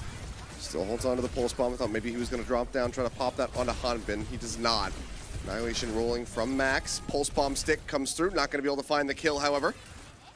Hanbin shrugs that one off. Isang is lurking around with Vendame here, trying to spot the flank angle. They found Sparkle down to the Mega Pack. They're going to take him out. Proper now, though. Opens up with the overclock. It's a headshot across. Hanbin falling low, and shot will go ahead and finish him off. Pulse bomb goes in. Proper will end up dying, but things still look very good for the side of the San Francisco Shock. They clean up Sparkle. That's the delay tactics gone, and that should be the OT bleeding get down. So a 2-1 victory on Oasis, as the Shock will go ahead and take the lead now 2-1 as well in the series. I think that the Shock really identified early on in that third round, like, okay, they're going for Proper. The biggest problem is Sparkle, and I swapped over the Tracer. Let's just isolate him and kill him. And with the defender's advantage on the point itself, they could hold with a man down and chase Sparkle down there and take him out. When he is forced to recall, they just come right back up to the point and win that war of attrition there. San Francisco Shock as a full roster, a full Overwatch League roster right now, looking at the coordination is really starting to come through. I mean, obviously it felt like it was there from the first map, and I think the communication and how they're reacting to what the Fuel are doing here is really quite impressive. Yeah. Very nicely done. I mean, it was, Fuel, they kind of established, like, okay, yeah, we got to kill Proper. But like you said, they just were able to straighten out my tie. They were able to fix that and keep him protected at the end there. So very nicely done by them. That means we get ready to go into Mystery Heroes. Yeah. So God knows what the hell's about to happen. Proper was about as protected as you guys at home could be if you go to eset.com. Good segue. And very good segue. Get your computer protected from all the evil viruses trying to take it over. And I sound like the grandpa. Like, you make sure your computer doesn't have any viruses. But no, seriously, ESET. Real gamers use protection for their PCs. It's true. It's very true. But we're gonna the goal for today is to just kind of dethrone GB with his old T-Mobile throws and everything like that from like all the World Cup stuff. And I think we're on pace. We're doing a good job with these ESET plugs. So hopefully they're happy and they don't hate the way that we're handling this. But either way, it's too late. We're already on the show. So they can't be undone. But we'll carry on as the players get ready to go into our next map. Like we said, Mystery Heroes. So I don't know what's going to happen. I assume this is going to be more like Numbani, just wildness, I suppose. I assume this get opened. I assume this will be just to be clear, based on the logo, like the actual mode Mystery Heroes, where when you die, you will respawn with a random hero of any role. I assume that is what's going to happen. Yeah, I'm not the biggest Mystery Heroes player myself, but if that does happen, staying alive is really important, especially if you roll a tank, because you need to get that ultimate, or if you're a support, get that ultimate. Or if you're like, oh, this comp sucks, like, die as soon as possible and hope you roll a better one. Yeah. The map will be, again, another control. It's going to be Busan, so I think that's probably the best map type to do for this, because if you're running, like... Yeah. Like, can you imagine, like... there's a timer on control. I mean, there's obviously a timer on all maps, but like Mystery Heroes on push. Yeah, or like Rialto. This for 10 minutes. Can you imagine Rialto, like that old escort map where you're just running like Mystery Heroes, it just goes forever, and nobody knows what's going on? Another one that we haven't gotten to see in a while. But Dallas, Burn Blue, the fans out here, is there's some Sparkle fans, of course, Sparkle as well. And world-class Sparkle, just left click equals team kills. What this is there at the bottom. It's a bunch of hashtags. But yeah, Dallas Fuel fans, I think, are so happy with how the season ended. Dallas's best finish ever, obviously, as champions, but there have been many seasons where it looked promising and then things didn't quite shake out the way people expected, or there were moments, even in the first few seasons of Overwatch League, where it was like people were worried about the roster, then there was this moment where like everyone was like, yes, yes, yes, yes, and then they just kind of disappointed at the end. They call it the cycle of misery, right? But it actually had the happy ending this time, and I think Dallas fans are apprehensive about what the roster will look like next year with some of the announcements of players leaving, but I think the org's got a good coach on its shoulders in Rush, and I have hope that we'll have a great roster next year too for Dallas Fuel. I would have thought that Shock written in Hangul would have been like Shaw instead of Sho. Nah, Shock has always, like the word Shock has always been Shok. Shok. Yeah. Well, T-I. I don't know why. There were a lot of things before I learned Korean or how to read Korean that I was confused by when people asked me how to spell my name in Korean. I thought it was Wolp instead of Ulp. Because like I was like, well, Wolp sounds closer to wolf. Oh, I'm right there because some people say sesu, some of them say setu. You know, the th sound is not something that's very common in Korean, as it turns out. Yeah, so we my don't name have causes some struggles. I like to say mine is sesu, which is like to wash your face, I believe. Yeah. So that's just my name. Gotta keep that skin clean. Mm-hmm. Use your makeup removers. You know, that's what I got some in my bag after this. Don't worry, I got the hookup. You won't have any nasty skin when you get home. And then you got to do the seisu as well when you get home. Clean it, do it twice. Cleansing oil, put the foam on. Oh, I don't even have any choice. If I come home from a broadcast, my wife is there. She's just like, you have to wash your face right now. I'm like, but I already wiped it at the studio. She's like, wash it. All right, fine. Yeah, you just get into the habit. Don't want to get in trouble. Wash my face. And then, of course, she's like, well, now it's time to moisturize, and puts on like 7 different creams and lotions. I'm like, how do you do this every day? Hey, who's that? Oh, we have a sub? My man, MCD. I didn't even know that we were doing subs today, but wait, we got one. Field's going to be stepping out. I knew he was here, but I didn't know he would be playing. And that's clearly Aid, actually. Yeah. Oh, man. My favorite Rocks Orcas player. Oh, and we've got Bliss stepping in as well. Yeah. All right. A double sub. I was like, I knew that MCD was here, but I did not know that Bliss was here at all, actually. So that's a bit of a surprise for me. And we'll see how they perform here. So some substitutions coming in. Is there another, or is Sparkle just using the bathroom? Looks like it was the latter, because there he is. Yep. It's all good. It's all good. Sparkle actually calls the shots right now. He's like, well, Rush is on holiday, so you guys need to do subs. I need to go to the bathroom real quick. We're not supposed to have a break, but I gotta go. I am curious if, like, I assume Krusty's here. I'm just curious if he's actually doing any coaching in between these maps. Like, I wonder. I didn't see him, but that doesn't mean he's not here. He might be, but he also might just be like, I don't want to coach this because I want this to be fun, which was kind of the sentiment of a lot of the players. Sure. Don't want to, be too serious. But, I mean, what kind of comps is Krusty going to put together for Mystery Heroes? That itself is a mystery. What's he going to cook up this time? It's like, actually, you can't see Krusty because he's under the table, like, hacking the PCs to actually mess with the algorithm in the client so that, like, it just keeps spawning them with Sojourn Tracer, like, Kiriko, Lucio, Don't know how it's happening, Doomfist. but it's happening. It's like, Doomfist dies, like, he's like, what? Haman's like, I'm Doomfist again. Like, I thought it was Mystery Heroes. Why do I keep getting Mercy? Like on the other side. Yeah, the other side is Sparkle's just always getting like supports and whatnot. It's just 6 mercies. It's like, wait, that's really the chances of that. Like somebody's calculating like what were the chances of like only spawning mercy. I actually think you can't spawn the same hero twice in Mystery Heroes either. I don't think that's. I don't think you can do it back to back. I think it stops you from being able to do that. But you can loop back around at Yes. some point if you're just dying consistently. Learned this a lot. I played a lot of Mystery Heroes in the last couple of weeks while I was trying to fix my PC issues. It's like, okay, well, I need to play a game of Overwatch to see if my my graphics card continues to crash, and it did. And then that's also how I found out that you can get punished from by getting disconnected out of arcade and quick play games. Well, if you had ESET on your PC, maybe it wouldn't have happened. I don't know if ESET stops my RAM sticks from screwing up, but if it does, I mean, hey, maybe it does. It's a great service. When I go to bed and when I lock the door before I go to sleep, I make sure my ESET is running. Like, just make sure that it's like locking your front door in your house. Yeah, exactly. But for your computer. Lock your door, brush your teeth, make sure ESET's running on your PC. That's the checklist. Death, taxes, and ESET running. Yeah. These are the constants in my life. I'm a completely new person since I went to eset.com.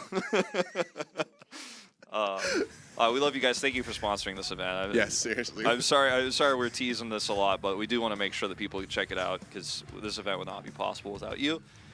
Well, there is a sign for Krusty. So maybe he is here. Yeah, I like. It would be weird if he wasn't, right? Because he's been so involved in the San Francisco Shock since the beginning, really, since the early days. not the very beginning, but shortly after the very beginning. So I'm really looking forward to seeing what he's going to do with this roster too, because Proper and Heesung are a DPS duo that I think are not fully, like, obviously Proper, we saw his full potential, like, but there is even still more now that he's got Heesung alongside of him. And Max, I think it will probably need some tuning in this role, unless they sign a second tank or something like that. But it'll be a fun year for San Francisco Shock fans, I think. Very competitive roster. Though we don't know that much about what the Overwatch League sphere is looking like right now, but of rosters fully revealed, #1 team so far. Yeah. It's looking great. It's gonna crush it. So if you guys do type Winton in the chat, you get that's how these codes keep coming through. And We think. We don't fully understand. it's funny how, like, when there's when ! token doesn't actually work, everyone spams it, but when, like, typing Winton in the chat supposedly actually works, people just don't do it. It's crazy, man. It's a very blurred line between irony and then, like, seriously typing those things when it comes down to trying to get tokens and whatnot. Yeah, I find myself, and I don't understand either side.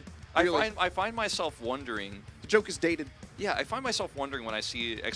token in the chat, how many percentage is doing it ironically, and how many percentage actually thinks it might get them more tokens? And, like, it's just one of the great questions that keeps me up at night.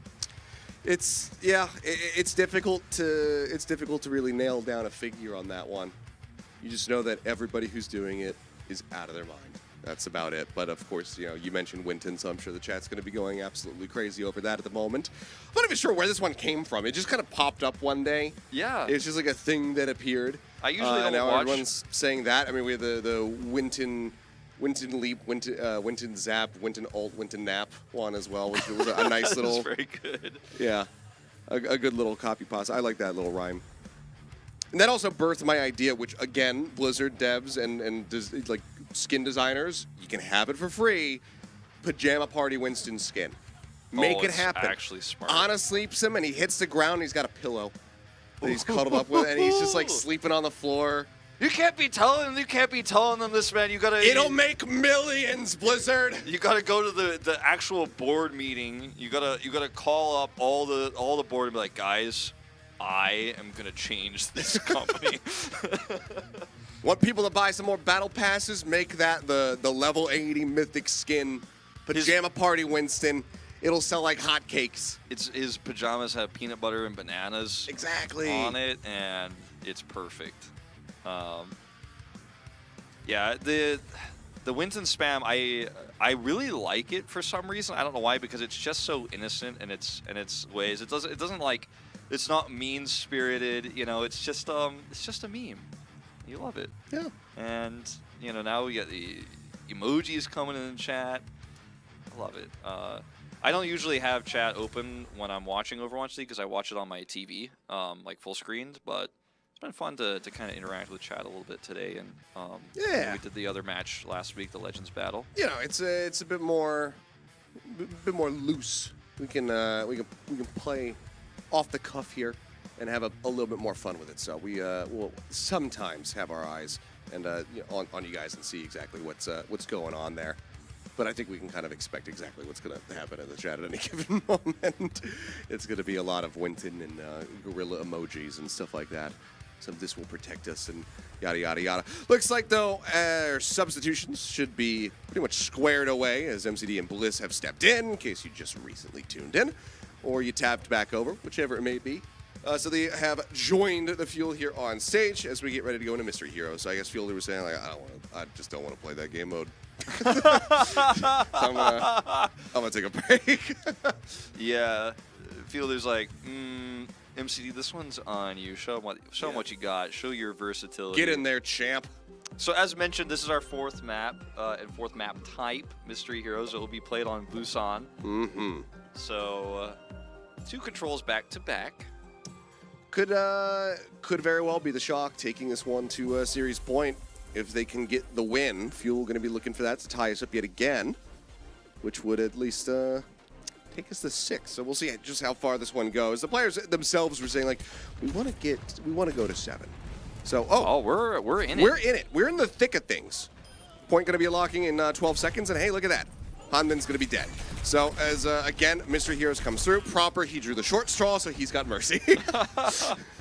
Hey, but he could pocket Farah with this. This is true. It's kind of lucky. It's they a lucky at least have one. something that he's not doing that, but okay, now he is. For a second, he was not. So, yeah, this is actually maybe a blessing, but never mind. Bliss is going to go ahead and take him down. Max is like, man, no, I just can't play the Farah. We're going to have to hold on to this point somehow with this weird full DPS comp. Okay, Proper rolled the tank. They Technically. did. And Sparkle able to find Viname. Takes him down with the Wrecking Ball. Looks to go ahead and get this cap away from the shock. He's like, oh, he's got a 4 HP. But, okay, yeah, I was going to say, he stays alive, but then Sparkle comes rolling through, finds that kill, but they still haven't gotten this flip. And the Tracer kind of distracting them there in that moment. Sparkle now going to get picked off as well as Finn finds the kill. I mean, kind of overall decent stuff drawn here for the side of the shock. They had the Pharmacy comp to begin. Finn has the Sombra to counteract against the Wrecking Ball. And Proper now makes use of that Doom Fist before dying. Gets the punch, sending Hanbin off the side of the map. Hey. Getting ready to come through. Never mind, they have it. Shock looking to retake this one as Proper's now going to be coming back on yet another tank. Now has the Sigma. Yeah, we got Mei in here too. I haven't cast that hero since Zoe's Cat banned it from the Overwatch League, so glad to see it back. There you go. Up to 60% of that ult charge too. Really nice ult to use actually in this crazy chaotic world where we have 2 Orisas. Oh, Heesung knows. Heesung just swinging the corners like, I know that there's a Tracer over here. So found MCD. Which Reinhardt. I think MCD might have the first ult of the game, as far as I could tell. So Pulse is at the ready. Yeah, let's see where he can find an angle to lob, but he's just kind of hovering, keeping the back of Reinhardt safe. Sparkle's trying to hold down the fort, not get hacked. Finn getting jumped on. TP's away. There's the stick. Looks for the kill here on a Vinhame. Not able to get too much damage done, though, but Vinhame kind of botches the jump.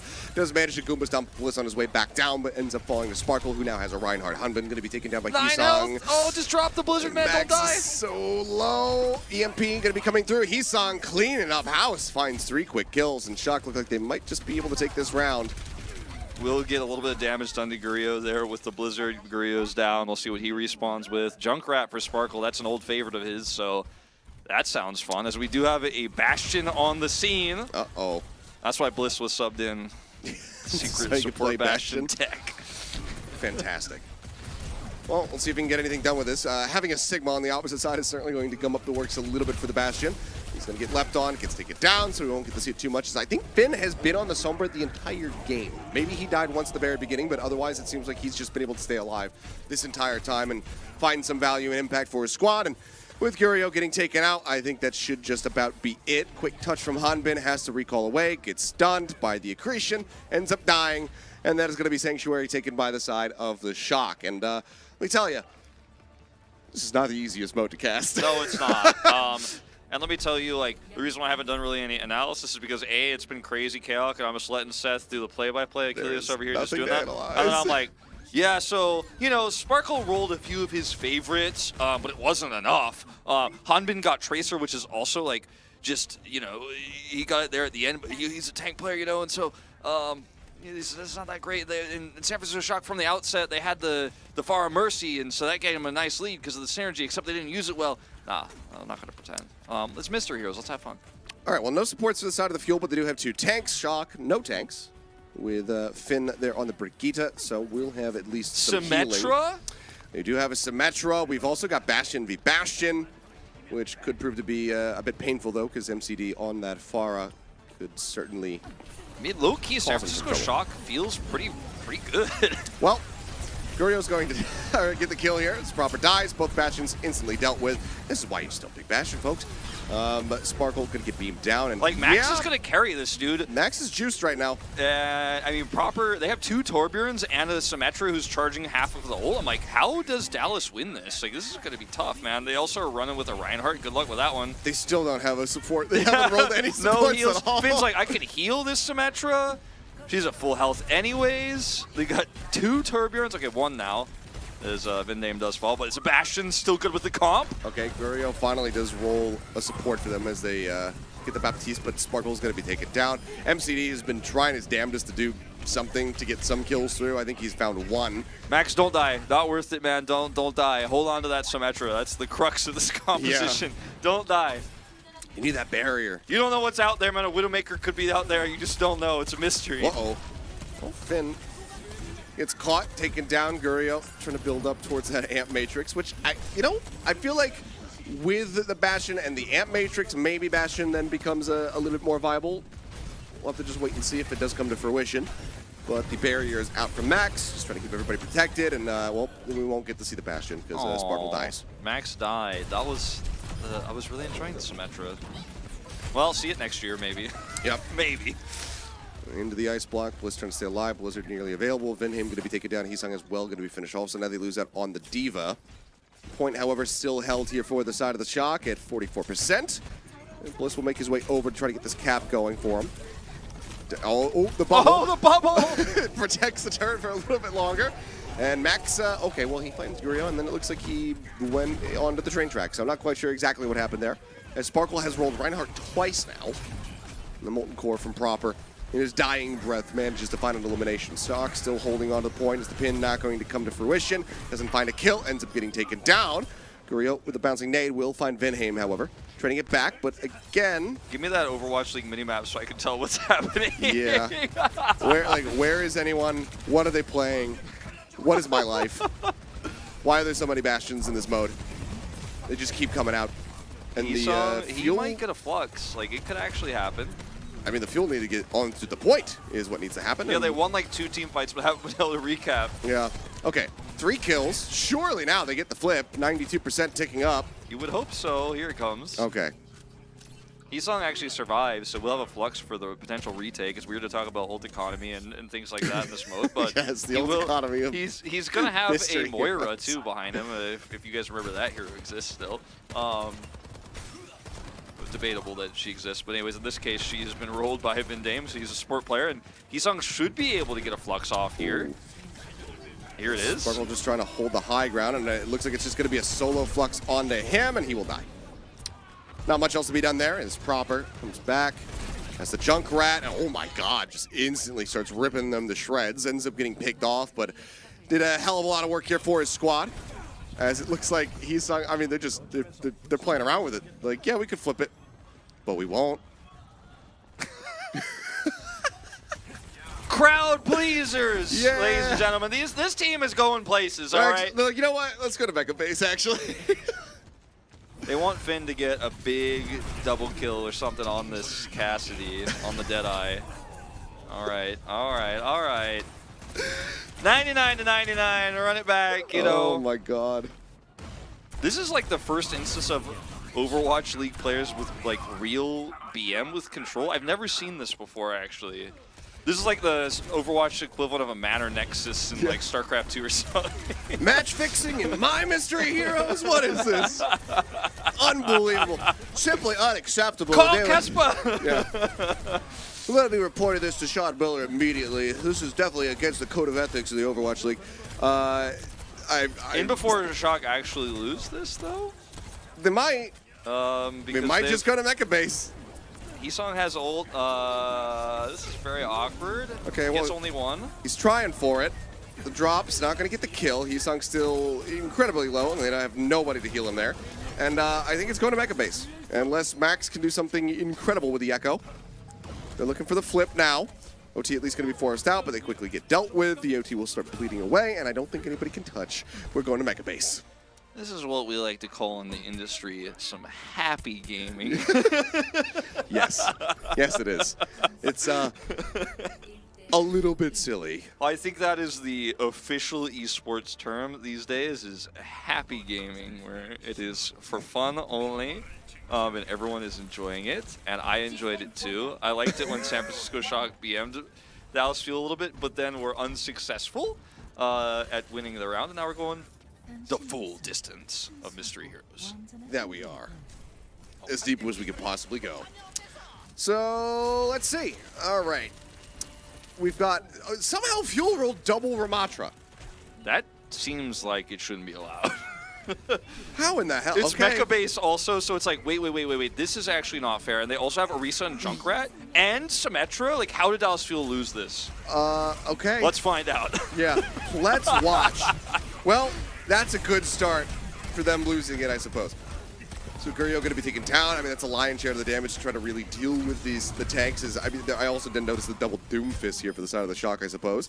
And yeah, Max and Finn going to be able to clean up some kills in the back end, and just like that, they went from double Ramacha into double Mercy. Just damage boost each other. Oh no. I don't even know, like, if 2 Mercies can heal the same target. They can't, right? Finn, like, I've never even thought about that before. Like, Finn clearly just didn't want to no, play you can. They can double beam the soldier. Carry! Carry, Sparkle, carry! So one beams and then one heals.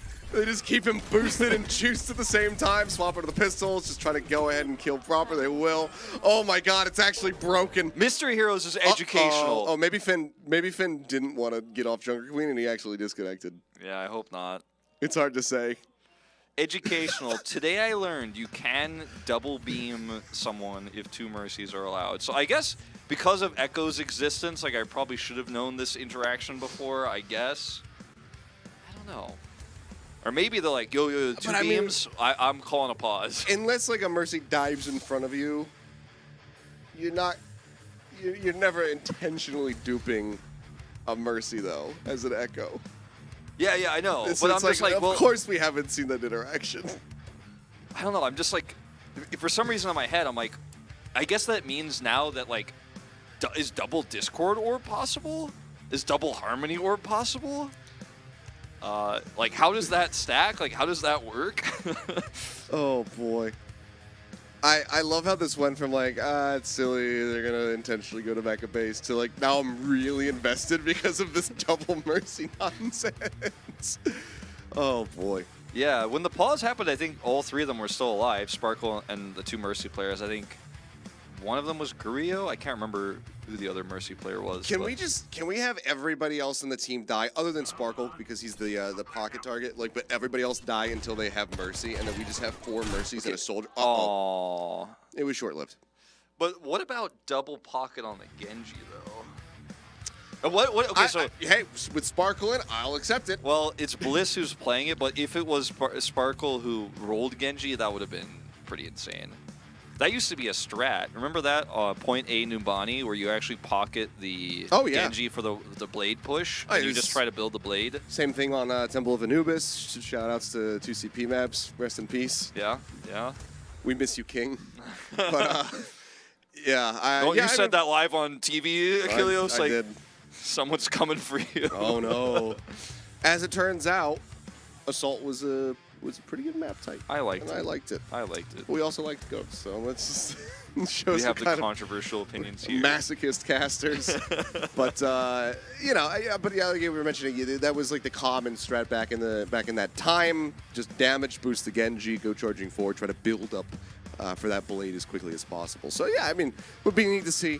But for now, I'm more inclined to just continue to watch the double beam on Sparkle Soldier. Someone did mention in the chat that you can't actually stack Discord or Harmony Orbs, so you can apparently double beam though. Unless you can do one healing and one damage boost, I believe, but you can't. You're not going to get double the healing throughput if you're holding on to that. So. Yeah, because it's basically coded as like a buff, and you get like a 1 or a 0. Do you have the Harmony Orb or not? Same for Discord Orb. It might show an animation of 2 orbs floating, maybe, but I don't think it would actually stack the damage or healing. That makes sense. Well, looks like Finn is still having some issues, so hopefully we can get that taken care of, and then we'll get back into this. It might be like incredibly tense Mystery Heroes showdown. He didn't seem to disconnect, like his hero was still in game. Obviously, we saw his model just get gunned down by Mercy Pistol, but maybe that like his mouse isn't working properly or his keyboard. We don't have any updates on it yet, but if we get any, we will let you guys at home know. Yep. But yeah, hopefully we can get things underway here in just a little bit. But of course, it wouldn't be an Achilios and Wolf casting day if we didn't have a tech pause. You know, the most nervous Overwatch cast I think I did after Apex, because in Apex I was always nervous. I was like, oh god, like this game is new and I really like it and I don't want to mess this opportunity up that OGN gave me. I think the most nervous cast I ever did was when you and I, when we first joined the Overwatch League, we cast a show match. And I was like, I don't know how. I was like, I don't know how to cast for fun in Overwatch. I only cast for serious, and I was like really awkward about it. I wanted to make sure everybody knows I did a good job, so I want to analyze, but I'm like, we can't analyze. I think there was actually some mystery heroes in that as well. I forgot that we did that. I think that's the only other time I've cast mystery heroes. You're right. That was we did make our debut by casting a show match. I don't even remember who was playing in it, to be honest. Nor do I. I don't remember anything about that. But I remember that that was a thing. I think they also didn't we have a ZP and a Vast at that time? I know that they were in Cali. Yeah, they were there, I think, but I don't think they cast with us, did they? There was like a whole preseason like meme thing that we did, but that that was in 2018. That was before we came, and then 2019, we cast like the one thing that happened. I thought, but maybe I'm remembering. They might have just been out there to see the start of the season. I don't remember. Either way, I miss those boys. Yeah. I did get to, fortunately, obviously see a Vast somewhat more recently, given that he made the incredibly long journey to come over from our wedding, which I will be eternally grateful for. But we got to catch up with good old ZP, the Z Pringle, see what he's up to. Yeah. Zucchini panini. The zucchini panini. But seems like the stuff's going on, so you guys get stuck with our little podcast here for a little bit longer, I suppose. Said he came to see Dallas from Toronto. So he came all the way from Toronto to see Dallas. Wow. That is some real passion. So imagine being from Toronto and then flying to Korea to see the Dallas Fuel. What a cool global world we live in. I wonder if they have flown to see them in other things, or if this is like the first time that they're actually seeing some of the players live. Because that would be odd. But hey, Korea is lovely this time of year. I mean, it's cold, but it's still lovely. So if you've ever been thinking about taking a trip, come on out. Yeah. Yeah, have fun. You can see some games live when they happen, which I guess won't be for a while. I actually don't know when Contender starts up again. That sign, the scrolling size of Dallas is going to win. This person had this sign prepared very quickly after the announcement of Max. Yeah, I think they made it here at the studio. Yeah. So nice effort. They even have like the little shock waves from the logo at the very bottom. Yeah, and then the A.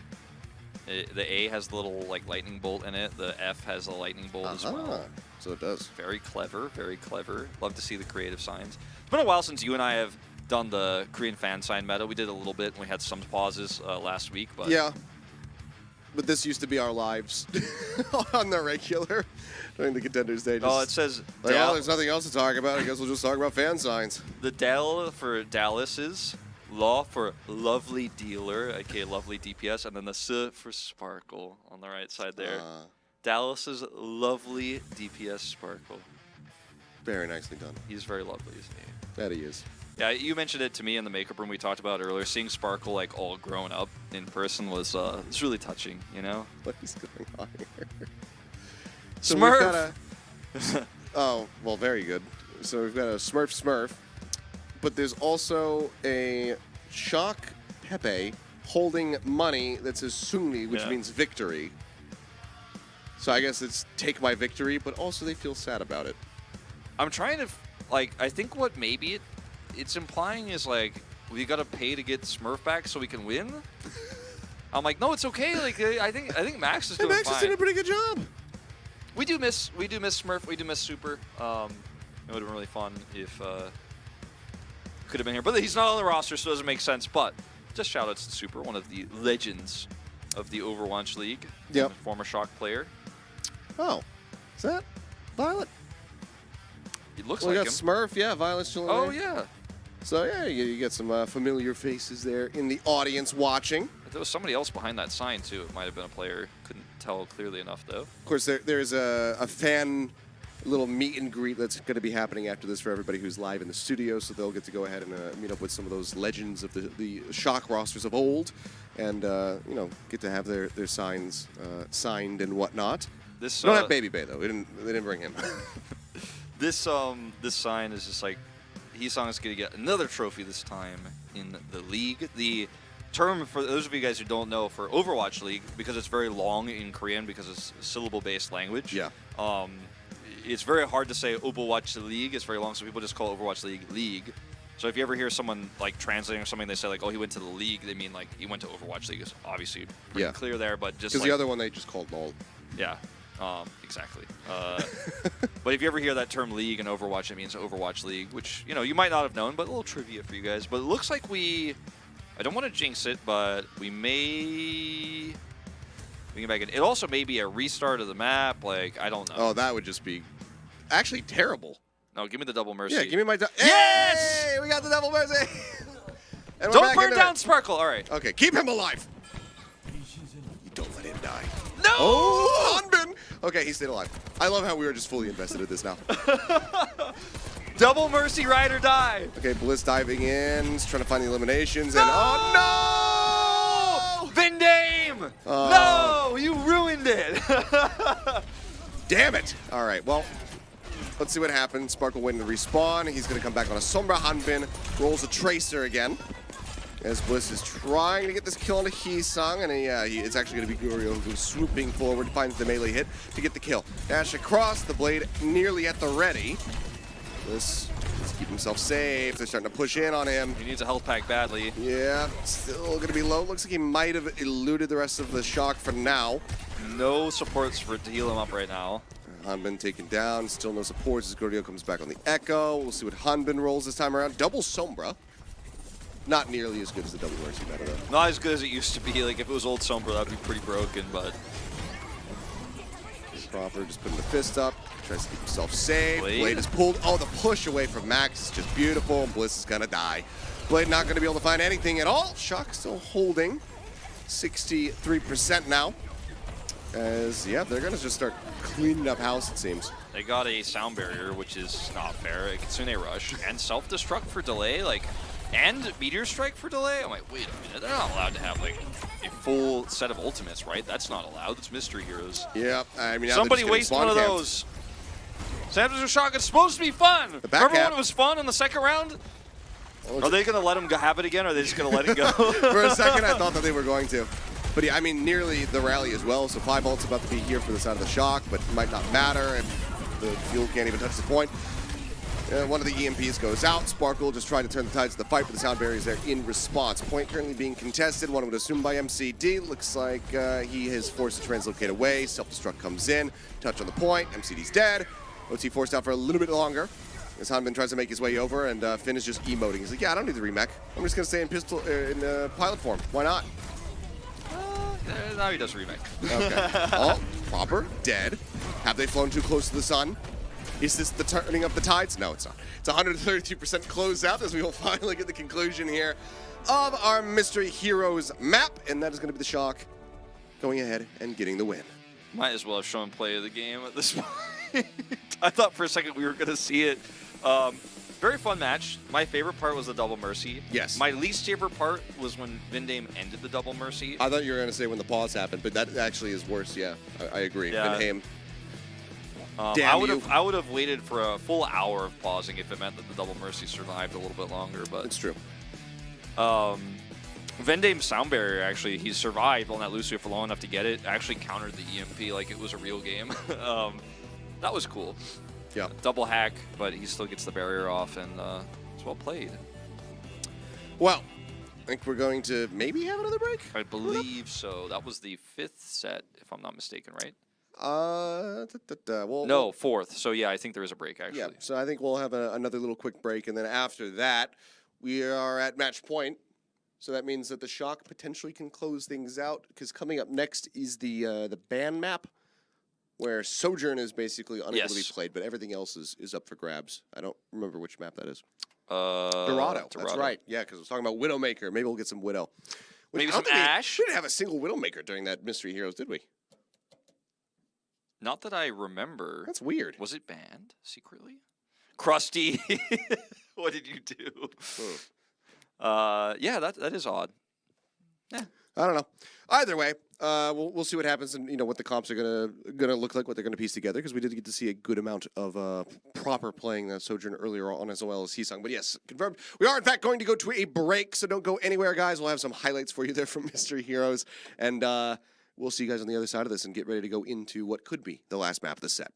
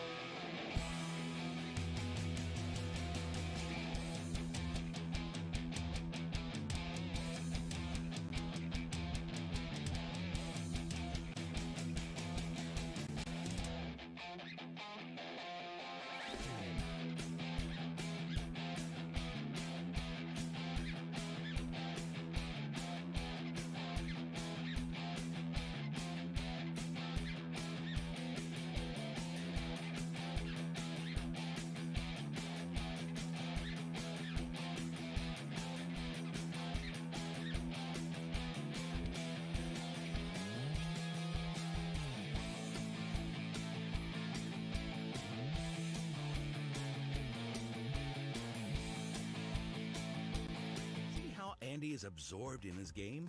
As Andy defends his own little world, ESET defends his privacy and data from online threats and computer viruses.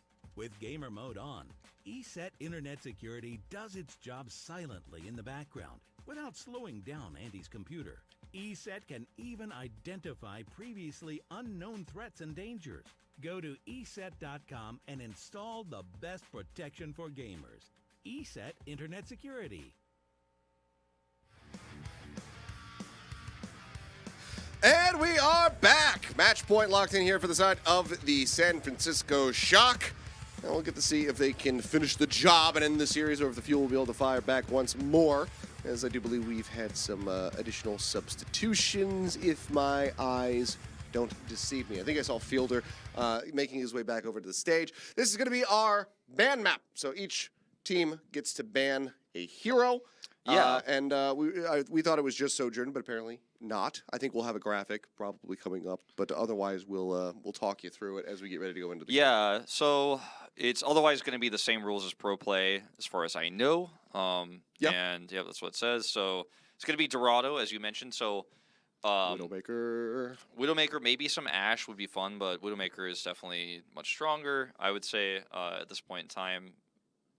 We'll see. Look, it's a happy gaming moment potentially for both teams, because I love casting Sojourn because I've only done it like for 2 days of casting so far, and now a third. So I'm not as over it as I think the community has been for a long time. So for me, I'm like, yeah, this is really cool. Like Overwatch 2 is awesome. I think a lot of people are a little bit ready to move on. So with Sojourn banned on this map, like we'll see some more open DPS pools. Yeah. Might be a Reaper comp. I doubt it because Dorado's first point, but like it's possible. I hope Widow. Once you get to that initial underpass and kind of into the market area, the Reaper can find some value, but I'm hoping for some Widowmaker showdowns, maybe some nice little agreements made between the teams and the players. But there you go. It is Kiriko who is also banned alongside the Sojourn. Look at that, they got hacked out of the game. Yep.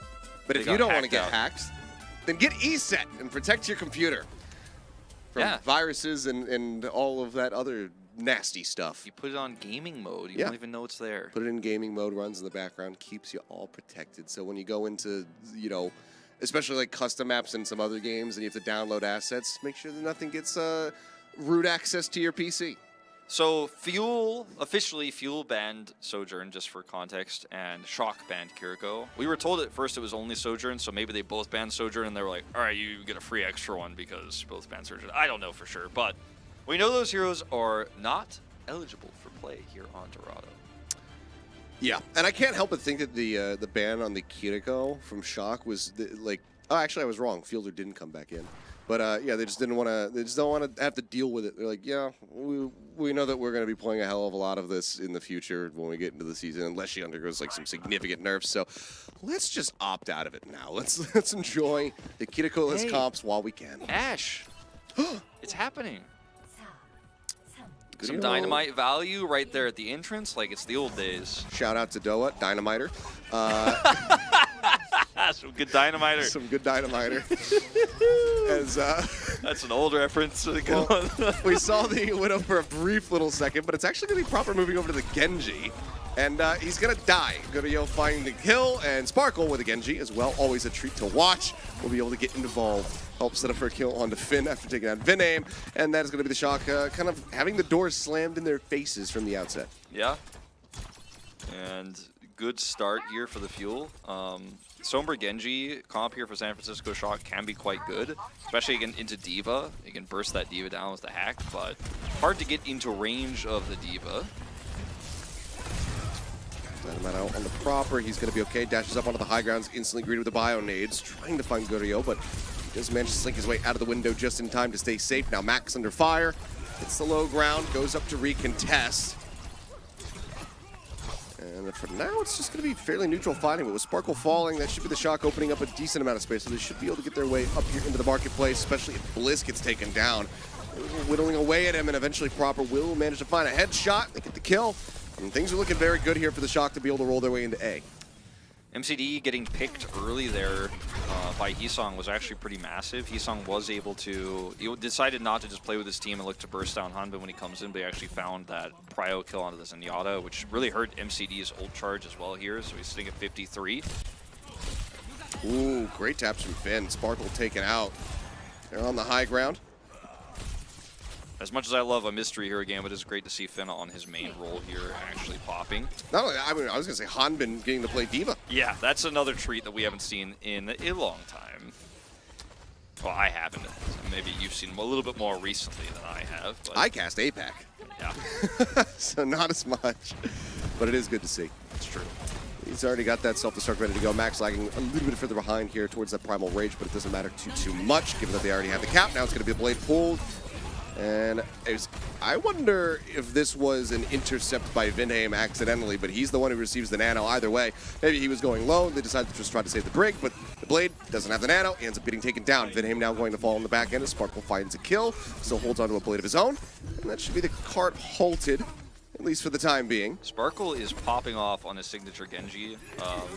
You know, it's a hero that we know Sparkle is amazing at. You know, we haven't gotten to see it on him as much over the last few years in Overwatch League as it was like his main basically before GOATs and stuff in the Element Mystic days. So I always have a soft spot for Sparkle's Genji. He takes out Proper there with a deflection earlier. The nano boost doesn't go off. EMP. Yep, into the back. Heesung trying to set up for the kill on the MCD, but he just kind of shrugs this one off, and Max went along for the ride. Heesung, he made his exit, and Max ends up getting picked off, so yeah, not going to be gaining any distance here. Going to have to be a reset as the high ground still going to be firmly in control of the Fuel. Overwatch 1, EMP hits that Zenyatta. That's a death sentence. Not so much in this case. Nope, not at all. It looks like they're still going to stick with this. Shot across, Vinhame taken low, gets finished off. Sparkle with a blade, manages to find the kill. He's looking for a little bit more, and we'll be able to get Finn. So now supportless are the Shock. Have to wait for the respawns. And the cart, well, hasn't been rolling back. Certainly is not moving forward. No, certainly not. San Francisco Shock in a really comfortable position in terms of how far they pushed it thus far, but they're going to have some successful dives. Speaking of which, forcing the trance. They do force the trance, the Primal Pop just in time here for Max to try to stay alive, but takes a hell of a lot of damage, so he can't really keep up here on the high ground. He's managed to find Sparkle. Jumps in, finds the kill, looks for a little bit more, is instantly met with a Bionade, so has to drop back down. Self-destruct flew out from Hanbin, but looks like he's not going to be able to find any kills. Does safely get back into the mech, however, and MCD gets the kill onto Vinhame. Max has been so low for so long, finally gets healed back up. I mean, the nano gets invested onto him just to try to keep him alive, but it's not going to lead to too much of anything. He's actually going to die on the way out. This is really unfortunate for Shock because now they don't have the nano blade. And keeping Max alive there was important. He got a mini, and it looked like, okay, he's probably going to get away, but they invest the nano, so now they don't have it anymore for a really sick EMP nano blade combo where they have Rally to actually stick to the point on the cleanup. So Dallas Fuel really liking that they win that fight so cleanly, you know, with that ultimate invested. So it's a much easier hold now with Ashe on this high ground. Yeah, and of course they have the Bob available. Okay, Rally rolling. Vinhame trying to keep everybody alive. Bubble mitigating some of the healing coming through here, so Hanbin's still going to be low. MCD taking quite a bit of damage, and Proper does find Sparkle. Blades out, looks for a little bit more. Deflect on the slate. Won't be able to knock it into Bliss, but he still gets the kill. And cleanup is looking good, so finally breaking through here are the Shock, as Hanbin will be demeched and finished off. So now they can finally start to push, but I mean, this was nearly 4 Yeah, minutes. I mean, this is crazy. Like, the way in which San Francisco Shock pulled this off, too, without the nano, Gurio does not get value out of his ultimate, and Dallas Fuel have done a great job of stalling this out, but San Francisco Shock winning that fight, which was a tough fight to take there, given the positioning. It's really impressive. Still holding the EMP. There it is. They use it, and Proper immediately plays off the back as they find 3 quick kills. So really nice shutdown here. They knew that Fuel were going to have enough time to go for a recontest, but they completely squash it in one fell swoop. Sparkle will find 1 for his troubles, but then is going to be taken down. So a little bit of extra time in the time bank now for the side of the Shock. Just over 2 minutes to try to finish Dorado. I wonder if Dallas Fuel will consider a swap to Reaper here on this final point. CD got split spawn, but it looks like it's actually going to be the Fuel who are doing okay. And we'll find Max. Take him down just moments before the Primal was ready. MCD is going to have the Transcendence available here. It looks like they're just going to hold with this composition, use the Dynamite, try to slow this push down, hold the Archway at height here at range. I should say with the line of sight they have. Not going to feel too bad about this hack. Well, I say that. Yeah, drop down, jump back up. Proper's instantly there, drop back down again. Needs some healing. It's actually going to be the nano out of the Gurio, and that feels really bad. You're trying to have to use it on him. Rather use that on the Trance at least, though. Still under fire, though, tagged low, and Proper dashes in, finds a second. Max will get Bliss and Sparkle. He's only able to drag 1 back. It's the Sombra as well, which is going to be the least valuable pick that you could possibly get in this situation. So Cardigan going to be moving forward, and Sparkle is lucky to get out here with his life intact. Proper's just holding this door with his blade. Dashed through and got the blade with the nano, didn't need to use it initially. Kind of an awkward timing for that one, but holding the door for 1 extra moment. Now they've got the Primal to keep them off this car as it pushes through. Gurio is just going to go ahead and knocks him back into the spawn room. Transcendence is getting batted away, so they can't really get this over to the card. Keeping him at distance. His Finn is just in the back, taking pot shots and keeping everybody healed up. Bob, the hero. Oh, maybe. Holding it for a little bit longer. He's keeping it locked in a position. Take him down below a minute, but it seems like Shock should be able to just get this one through. It's just a matter of time, unless Dallas Fuel can pull a rabbit out of a hat. Rally now going to be rolling. Vinham trying to keep everybody alive. Max again down low on HP, but somehow is just not getting picked off. He's just hovering around this bubble that they can't break through. He manages to stay alive for a little bit longer. Humban eventually gets on top of him with the Doom. Drop down here onto the high ground. Looks for Finn. The punch is good. 2 kills for him. Dive into the back. It seems like the Fuel, they might actually be able to do it. The swap here onto the Doomfist working wonders for them as the cleanup continues to be found. Yeah, Sparkle here just trying what he can to delay some of these spawns. They can't touch. Yep. Yeah, trying their hardest. Max was blocked out. Was trying to get there in time, but Hanbin was able to get the gatekeep there, stops him from getting the touch, and it's a successful hold right in front of point C at the hands of the Dallas Fuel, so winning condition is in their back pocket. Shock now, need to have a good defense. Really good diversity of DPS heroes. The Genjis, obviously the Ashe coming through. And Cassidy at some point. Yeah, and we didn't see Reaper, but which was kind of common on this map in the finals meta, playoff meta, I should say. But didn't see it here. It wasn't necessary, and we got to see some really great mechanics between these Genji players. Like the blades were great. Sparkle getting that kill onto Proper earlier to shut his blade down. Lots of amazing stuff here in that regard. We also got to see D.Va, which is very fun to see to just have that extra verticality. But one of my biggest takeaways from this first attack was how great Finn's Ana was consistently throughout. Oh boy. Here we go. All right, Proper. Looks like Max not going to go for the Arisa. Actually swaps over to the Ramatra, but we have a Junkrat for Proper. I mean, hey, hit scan player, guy's cracked out of his mind, just showed us some really good Genji mechanics. I'm on board. Why not? Yeah, why not? Show me this. I mean, you know that Sparkle is going to be running the Genji, so the Junkrat can very much help to shut that down. The blade gets pulled. You have a Riptire instant kill coming through. Get him in the trap, whatever it is.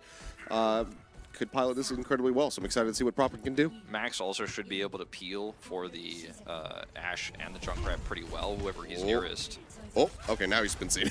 Yeah, quick double satchel out of there. Yeah. He knows that he could get away with grabbing some free ult charge if he's seen late. We'll have to expend that cooldown, though, or both of those cooldowns, as you say. And oh, there it is. Rio, there's your Widow. Oh! Okay. Finds Heesung. Oh, he's looking for a little bit more. Finn takes that body shot. Hanbin, yep, was set up for the dive. Comes through beautifully, gets that kill. Sleep Dart is held. He's trying to get the connection. Did. But then Vinheim just had no way of getting bailed out, so he ends up getting taken down. Proper up into the front line was antied out, sliver of HP, no way to help him out, so he ends up dying. It seems like Fuel should get a good amount of distance here as Max is completely disconnected from the rest of the squad, playing the coast side. He will fall. And yeah, this push can just go ahead and glide on forward. It's the Griot Sparkle duo that made that happen. The DP, or rather, the Griot Hanbin duo that made that happen. Those initial 2 picks that get them around the corner here. Now they're going to contest for A as they near the fountain. I mean, this is just a cap. Yeah, they just can't get through. The choke point not controlled here by the Junkrat. Proper's naded, and that's the end of that. Yep, it's taken down. Sparkle getting the better of him. Max with a pummel will find Bliss. 1 for 1. But, I mean, so much time now to work through here for the Shock. 5 minutes in the time bank. Pretty monstrous here for Fuel. As Finn's got nowhere to go. Should die. Sparkle grabs the health pack, but no! Finn manages to turn the tides. Nice little charge up on the right click there. Finds the kill in the end. Yeah, that was really well helped out by Max. But now has his ultimate online. I don't think he'll need it to duel this Winston. Forces the ult. I think he does. Well, Finn, I mean, he was still playing here within the building, so it does end up getting cleaved down. Been finding some value, jumps into the back. He's looking for a little bit more, wants to take out Vinheim, but Sleep Dart again connects, and he's low on HP, so Heesung can finish him with a body shot. A little bit of Hanzo action up here as well. We haven't really talked about this, but Proper's taking the high ground with this Hanzo, trying to get some more information about where that enemy Widow is. Don't shoot at that one. Yeah, definitely should not do that. Heesung, though, does open things up a little bit here for the Shock to find some defensive hold. A good kill. Nano now going out. That's on to Proper, actually. The match against Sparkle, who's got the blade pulled. He's looking for a target, and he's going to be able to get on top of Vinheim. Has to resheath the blade, but still gets both supports in the end. Hanbin finds Proper, and that should just be point B. I mean, we're going to be looking at 4.5 minutes here for this. Actually, more than that, nearly 5.5 for the side of the Fuel as they go into the final stretch. Looking very good for the Fuel here. And okay. He just doesn't even scope in for it. Nope, and Heesung will be taken out. Sparkle in full control here, and San Francisco Shock here, they've got the Transcendence online. They will have the Hanzo ult as well, but it's, you know, it's only going to be temporary value, that ult. He needs to be getting more kills. He's done a decent amount of damage, but they're not actually getting those eliminations. This Hanzo pick isn't working very well for the Shock at the moment. There's just too many threats. He has to deal with the Widow and the diving Genji. Yeah. Okay, Dragon Strike let loose. Jump onto the high ground there from Hanbin, just forcing back the members of the Shock, not giving them that advantageous position. Keeps them down low on the ground. Rally rolling from Bliss, trying to keep everybody alive, but Hanbin does end up falling. Heesung picking up the kill as he's now since swapped over onto the Genji, and Proper, they will be able to at least pick up one. He's trying to get Gurio, and he eventually will with the Storm Arrow to the head. So kills found, 4 minutes, 20 seconds now remaining here for the side of the Fuel. Still a hell of a lot of time bank to chew through here for the Shock if they want to walk away with the win. I don't think they want to really back off here and go towards the point itself. I think trying to control this choke and utilizing the high ground as they are here with Ramatra and Hanzo poke is actually the better way. It's going to be the most time efficient in terms of the burning that they can get. Max here also about to have his ultimate. San Francisco Shock, when they lose control, they can kite back as they are now. Here's the Nano. Okay, now on to Hanbin. Primal will be built up in the fight. Finn already using now that Transcendence, but Proper not involved there. Ends up getting picked off. Maybe he was antied out either way. Still a costly loss, and Finn as well going to get taken down. Bliss finds that elimination. Max knows that there's no point in using the ult at this point. Needs to just go ahead and go for the reset. They were having that forward hold, but this is the consequence, right? Oh? Proper grabbing a headshot kill, but still, they're not as grouped up. Dallas Fuel have gotten in, they've gotten control, they're going to have a blade, and this is the cost of taking that aggressive hold. They got split up a little bit, and were punished with that Nano. They would love to get Hanbin, but it's just too risky for them to push into that position. But even forcing the Primal at that point would have been a so big close. boon for the side of the Shock, but yeah, they just can't quite make it happen. Really good trigger discipline from Hanbin to not pop it. Max now just watching the flank. Rotate back over to the cart, which is currently rolling back, as Hanbin just juggling around Finn. Blade pulled out from Sparkle. Heesung also has his ready to go. He's using it, but just can't seem to find any kills. But obviously, not getting too much eyes on it, but there he goes. You see him for now. Takes Hanbin low, but can't find the kill. Them here just trying to get Max up and healed. His ult's popped. Still, though, getting tagged up. Puts the hands up to keep himself protected. The Dragon Strike finds Sparkle. It's a big boon now. Still, though, since the last time we checked in, it's only half of the time bank drained away. Max with a nice kill on the back end will get one. Max is popping off. He cannot overstay his welcome, but it looks like he's going to be just fine. Proper arrives, they take down Bliss. Headshot across, Hanbin nearly eliminated, and that would have been catastrophic. Hashtag best Ramatra in the Overwatch League? Just hashtag best. Like Proper's ult actually did the Dragon Strike actually did so much to peel for him there, and he had so many resources committed to keeping him alive, but he got insane value out of that forward push. Now maybe punished for it a little bit as the Zarya swap comes through from Hanbin. And now you're dealing with Hanbin on Zarya. That's always pretty damn scary. You can see he's already juiced up, has that high energy, but Sparkle ends up falling. Finn with a nice headshot. I mean, he could nano him. It's that kill. I mean, he will. Yeah. I think, once that charge is fully up, and it almost is, there's the nano. Okay, nano does go across. Hanbin receives it. Sen pulls back around the corner. The sticky bombs get MCD. Bliss a little bit too late with the pull of the trigger there. Can't keep everybody alive, but the grab comes in. They get Proper locked in, but Finn takes down Hanbin. That's going to be the biggest threat now dealt with. Sparkle as well returns on the Soldier 76. He's instantly met with death. And the Shock will continue to hold. Shock on the verge of winning this show match right now. If they can actually pull off this miracle hold. 5:20 on the clock was the time bank. We're down to 120, sub 120 now. Dallas Phil using all of their tools. Nano boost onto the Zarya. The grab comes out. They've got nothing left in the tank but an EMP. Oh, he's on going low. Has to use the dupe. Drops down, is trying to get an elimination, but looks like he's not going to be able to get one. It looks like the blade is also a bit of a far cry hope for him. Receives a little bit of healing, but this dupe is going to expire now in 3 seconds. Blade pulled, maybe he can get a swipe across. He does. Tags up Bliss, but can't get the kill, but it might not matter because Vinheim still finds MCD in the end, so a support down.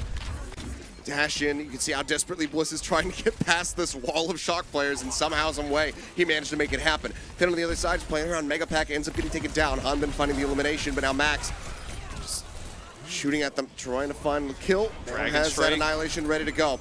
He, however, is going to be taking a hell of a lot of damage. Ends up getting picked off. Bliss going to be taken down.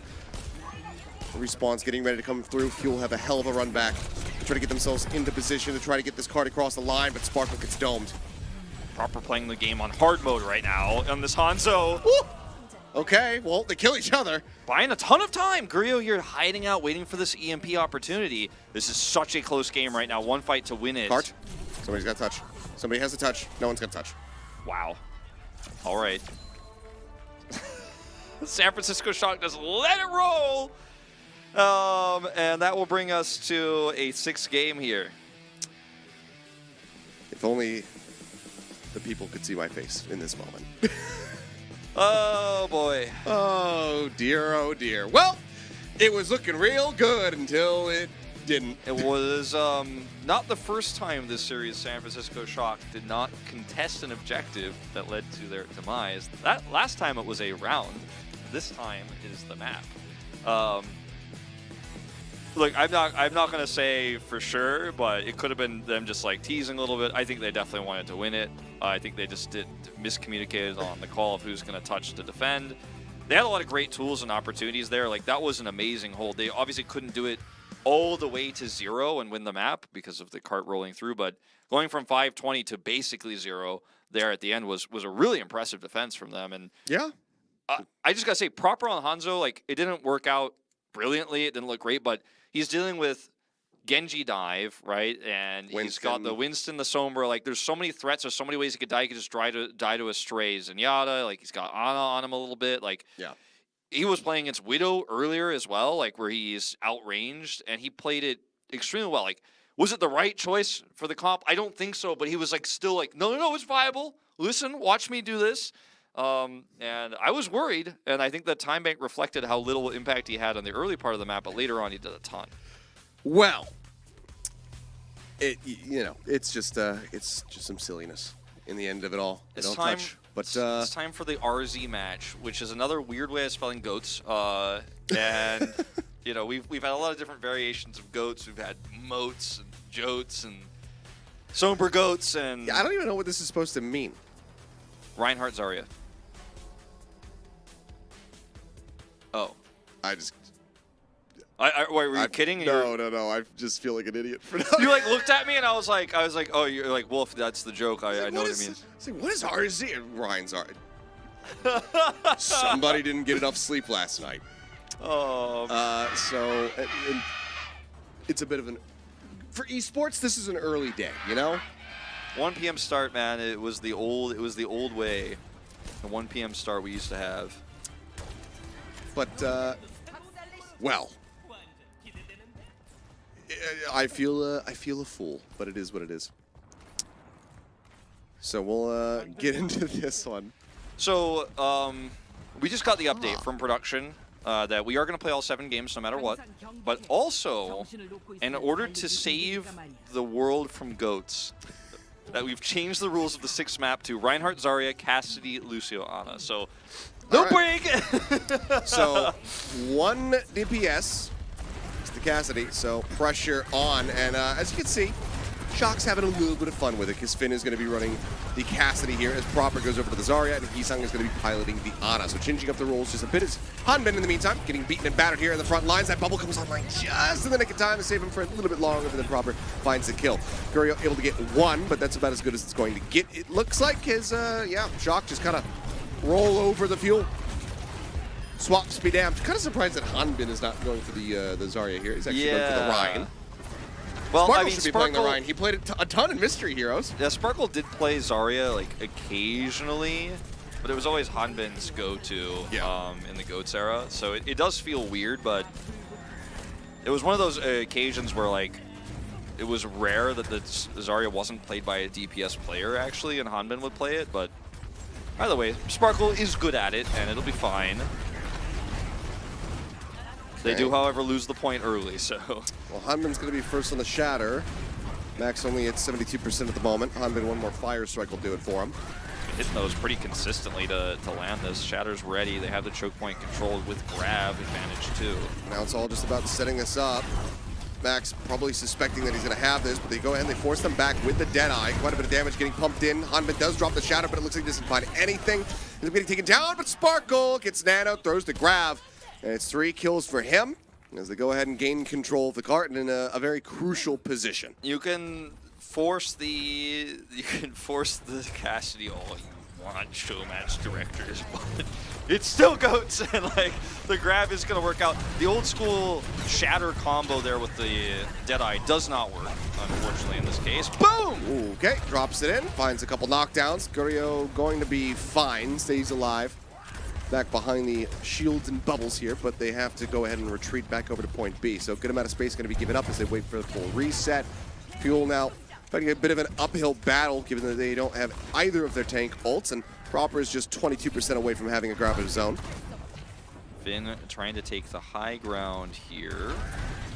Definitely going to be nice. Gurio does not have the same sort of angle here to break through, but they are the defending team, so he doesn't necessarily need it. As this gets really awkward actually with this composition for San Francisco Shock here. You need that grab and you need the energy to actually force this fight. They have a defensive sound barrier. Oh, well, yep, just holding it long there. Does get through the shield. The follow-up nade as well takes down Max. Good kills found, and Proper actually did invest the grab on this fight. So a bit of a catastrophe here for the side of the Shock as Heesung's got to get taken down to the back end for some extra stagger.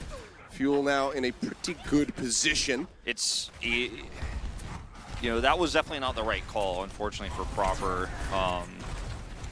And I see it. I see the idea. You're high energy. You've got a sound barrier coming up. Maybe you could force that fight, but now you've lost control. You had so much control over that choke, the spin around. Oh, big. Oh my God, the ante out on the 4. Kills found on the back end of it. Quite just yet, but Max with the pin is taking Hanbin for a ride, but I don't think he's going to be too worried about it. He's got the nano to keep him protected. He's got the extra charge to get himself back over to the rest of the team.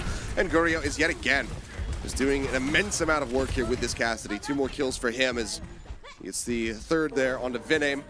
And the cart will continue to be locked in place. Grav here, and you know, obviously 2 charges of both of his barriers. Sparkle is just sitting pretty at this choke point. I mean, this was the GOATS map, right, where you're like, okay, I've got grab, they can't walk through this no matter what, but he doesn't have high energy here, so doesn't feel confident to actually hold this.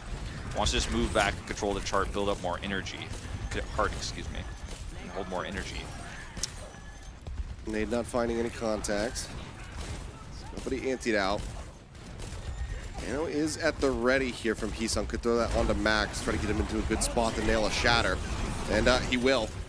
Finds Gurio, gets the stun, but the kill's not going to be there. Grab came out from Sparkle.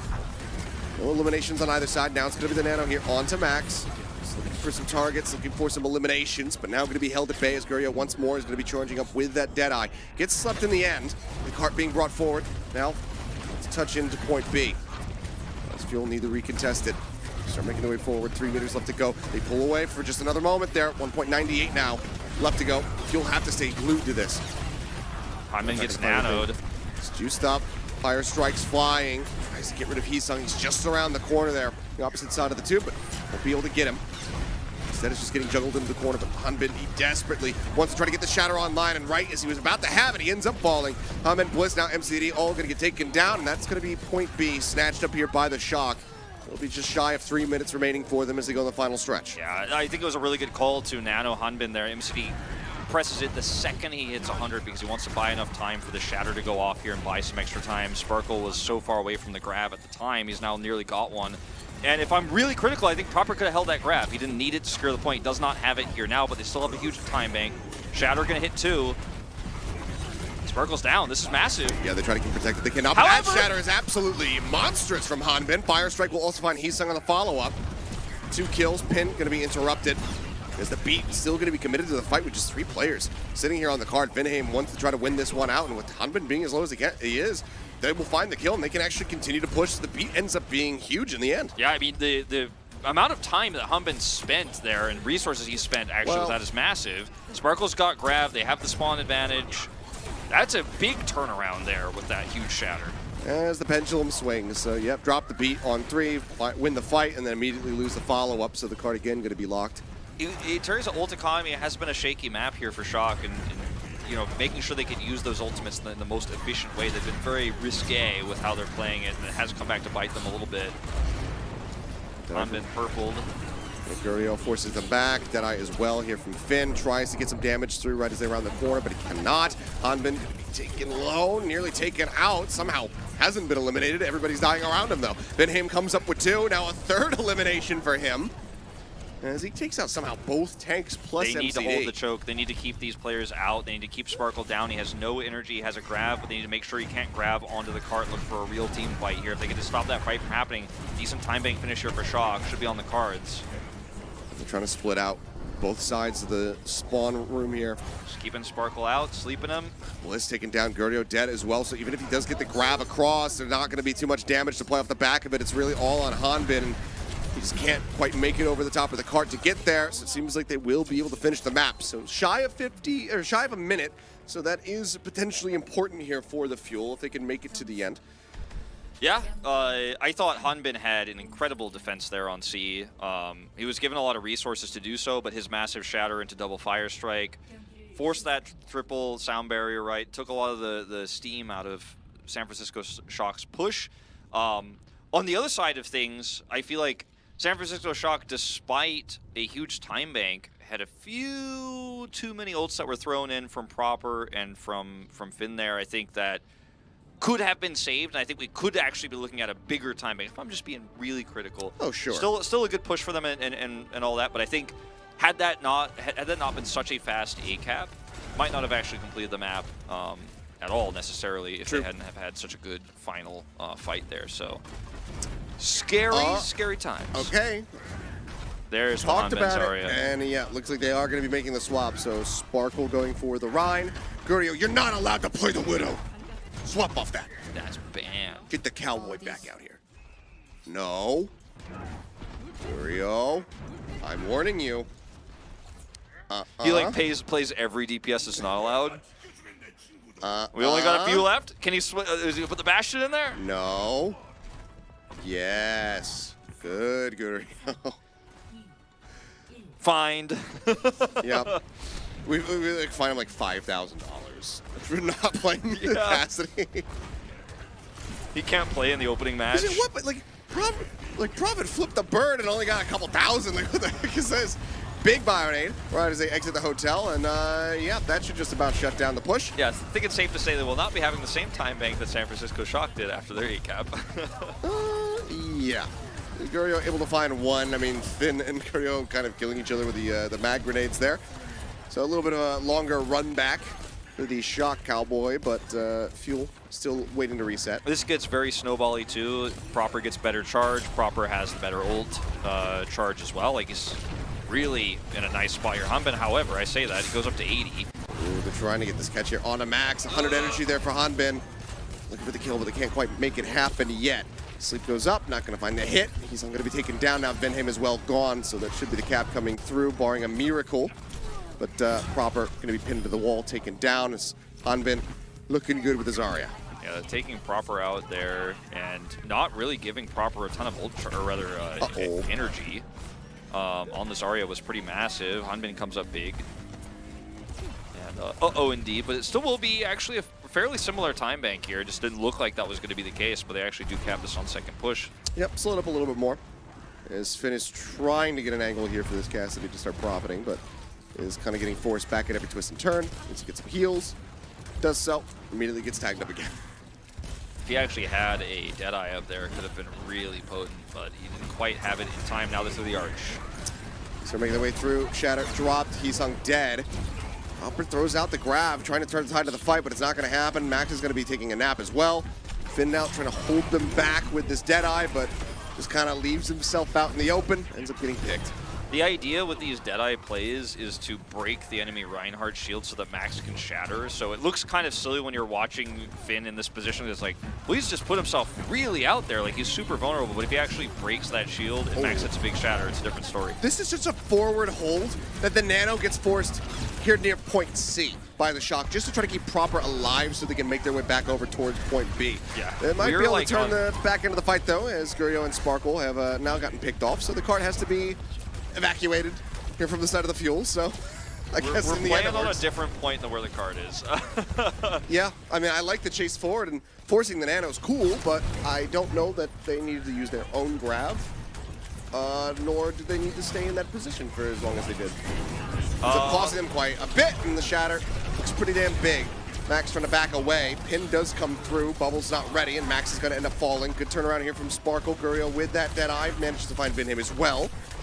Seems like Fuel should have the cleanup, as Gurio's been really clean on the Cassidy. Yeah, he really has. His positioning has been good. He's gotten himself out of some really nasty scrapes, and he's done a ton of damage. And I think the more risky playstyle we've seen from Finn has had high highs and low lows here, but obviously he's playing off role here in this show match. Is Hanbin here sitting at 72% of that grab, Proper in the lead. And on to Sparkle, Shatter, just 3% away. Proper throws out the grab, but just don't have the damage. They don't have the pressure to try to take down this Rhine. Cart in the meantime, brought forward, glides into beat. Now, quite a big time bank here, over 4 minutes for the final stretch for the side of the Dallas Fuel. Shock, they need to get entrenched soon. This is really crazy. The What a grab lob opportunity. What in the hell? Okay, I mean, Hanbin's just like, he's just feeling it. So, I mean, Hanbin is outplaying Proper here in terms of the Zarya, and, you know, it's been a really long time since either of these players have really played Zarya competitively, but he used Proper's grab to get 100 energy, sat on it, did tons of damage, saw an opportunity there to lob on the, it looked like they're safe behind the wall, but he actually just barely hits it past the corner. And that's a huge push for Dallas Fuel right around the corner. I mean, 3:45 on the clock. And he's able to just consistently stay up near 100 energy because Sparkle's just playing like a lunatic. Deadeye from Finn, not getting anything. Max kind of getting bullied there in the front line. Needs to find some stability in that health bar. Looks like he will have it now. Deadeye from Gurio has been finding value pretty consistently. He's looking for a little bit more. Tucked away behind the corners, he gets a little bit of damage through, but cannot find any eliminations. But in the meantime, it still buys them space and still continues to bring the card forward. Max now going to be locked into the health pack room. The little cubby finally manages to push his way out, but is nanoed up and is instantly put on the floor by that sleep dart. Fire strike through, Benheim dead, Proper going to be taken out. Sparkle hits the ground as well, but stands back up. And the cleanup continues to be found. That's going to be the Fuel pushing their way to the very end. They even get a nice little 7-second bump up because the Shock finished with 53. Now, it's still possible for Shock to win this. Like, it is not out of the question. It is unlikely. It is unlikely, and the main reason why is because in a lot of situations in a real Overwatch League match, for example, you would not actually play this comp with 1 minute here on the clock because you'd be like, well, I need to be playing around my ults. I need to have like some sort of tricky comp. Maybe you play one of those one blade push type compositions with Genji or something like that. You try to run a Sombra comp. There's a lot of weird stuff you could do in this situation, but Reaper. Because of the rules, they have to actually run the same comp, which gives Dallas Fuel this insane advantage because you're locked into the mirror. So it's going to be really rough. We talked about Hanbin's Zarya and how famous he was for playing it, but actually Proper, I think you and I commentated some of his first Zarya games back on like Stormquake like a million years ago during the beginning of GOATS, and you and I remember it being like, yeah, he's kind of like the best player on his team, and he's definitely like needs to get on a better team ASAP, and then of course he did eventually go to O2. But he was an amazing Zarya player too. I think that really propped that team up back then. And he's underperforming, I'd say, compared to Hanbin here, who's really popping. Understandable. Yeah. But Shock looks like they are going to be making some minor adjustments as Finn will go back to playing support, and Proper is going to be coming out the gate here with the Cassidy. So the training weights have fallen off. This is me in my my true form at full power. Let's see if it's going to be good enough to go ahead and get them this cap on A and give them a chance in these extra innings. Finn already going to be tagged up. We can hear that sound. The dinks are starting to fly. Ooh, nice angle here on the Hanbin. Mag grenade disconnect onto him, taking down a 16. Lionade out from Finn. Don't have time to lose anybody if you're Shock. You cannot afford any deaths. Which is why they're playing back around this statue, and why the Fuel are pushing forward so fearlessly. Magnetic grenade not going to get a hit. Hanbin and Sparkle both down low. Pull back the antes, massive, clips on the 3, and just like that, that could be the breakthrough that they needed to go ahead and get this cap. Proper will get the headshot on the Bliss. MCD is dead, and it seems like this is not over by a stretch. That'll be the cap coming in as they go ahead and wipe the floor with the Fuel. Max is like, I'm a Zarya player. I'm in my zone here. Proper's like, I'm gonna actually pop on the McCree. The training weights, or the training wheels rather, are off, as you say. Finn's like, yep, give me my Ana. I will hit the big purple. We will push this through on our first push, like our first real commitment. And Sparkle obviously not going to be able to get in there to contest the point, wants to just at least gain control and get themselves back over the archway. He's going to go in, drops the shatter, the Nano comes in on the back end, goes for the pin, is going to be slapped, however, knocked to the ground. Now the counter pin comes out. Song dragging him away from the rest of the squad. The barrier up, but it's going to break pretty soon. However, Bliss is going to be the first one that finds the kill somehow. Takes down Max with the headshot, gives Vinhame as well to boot. Proper will find one for his trouble, but they've been forced off the cart.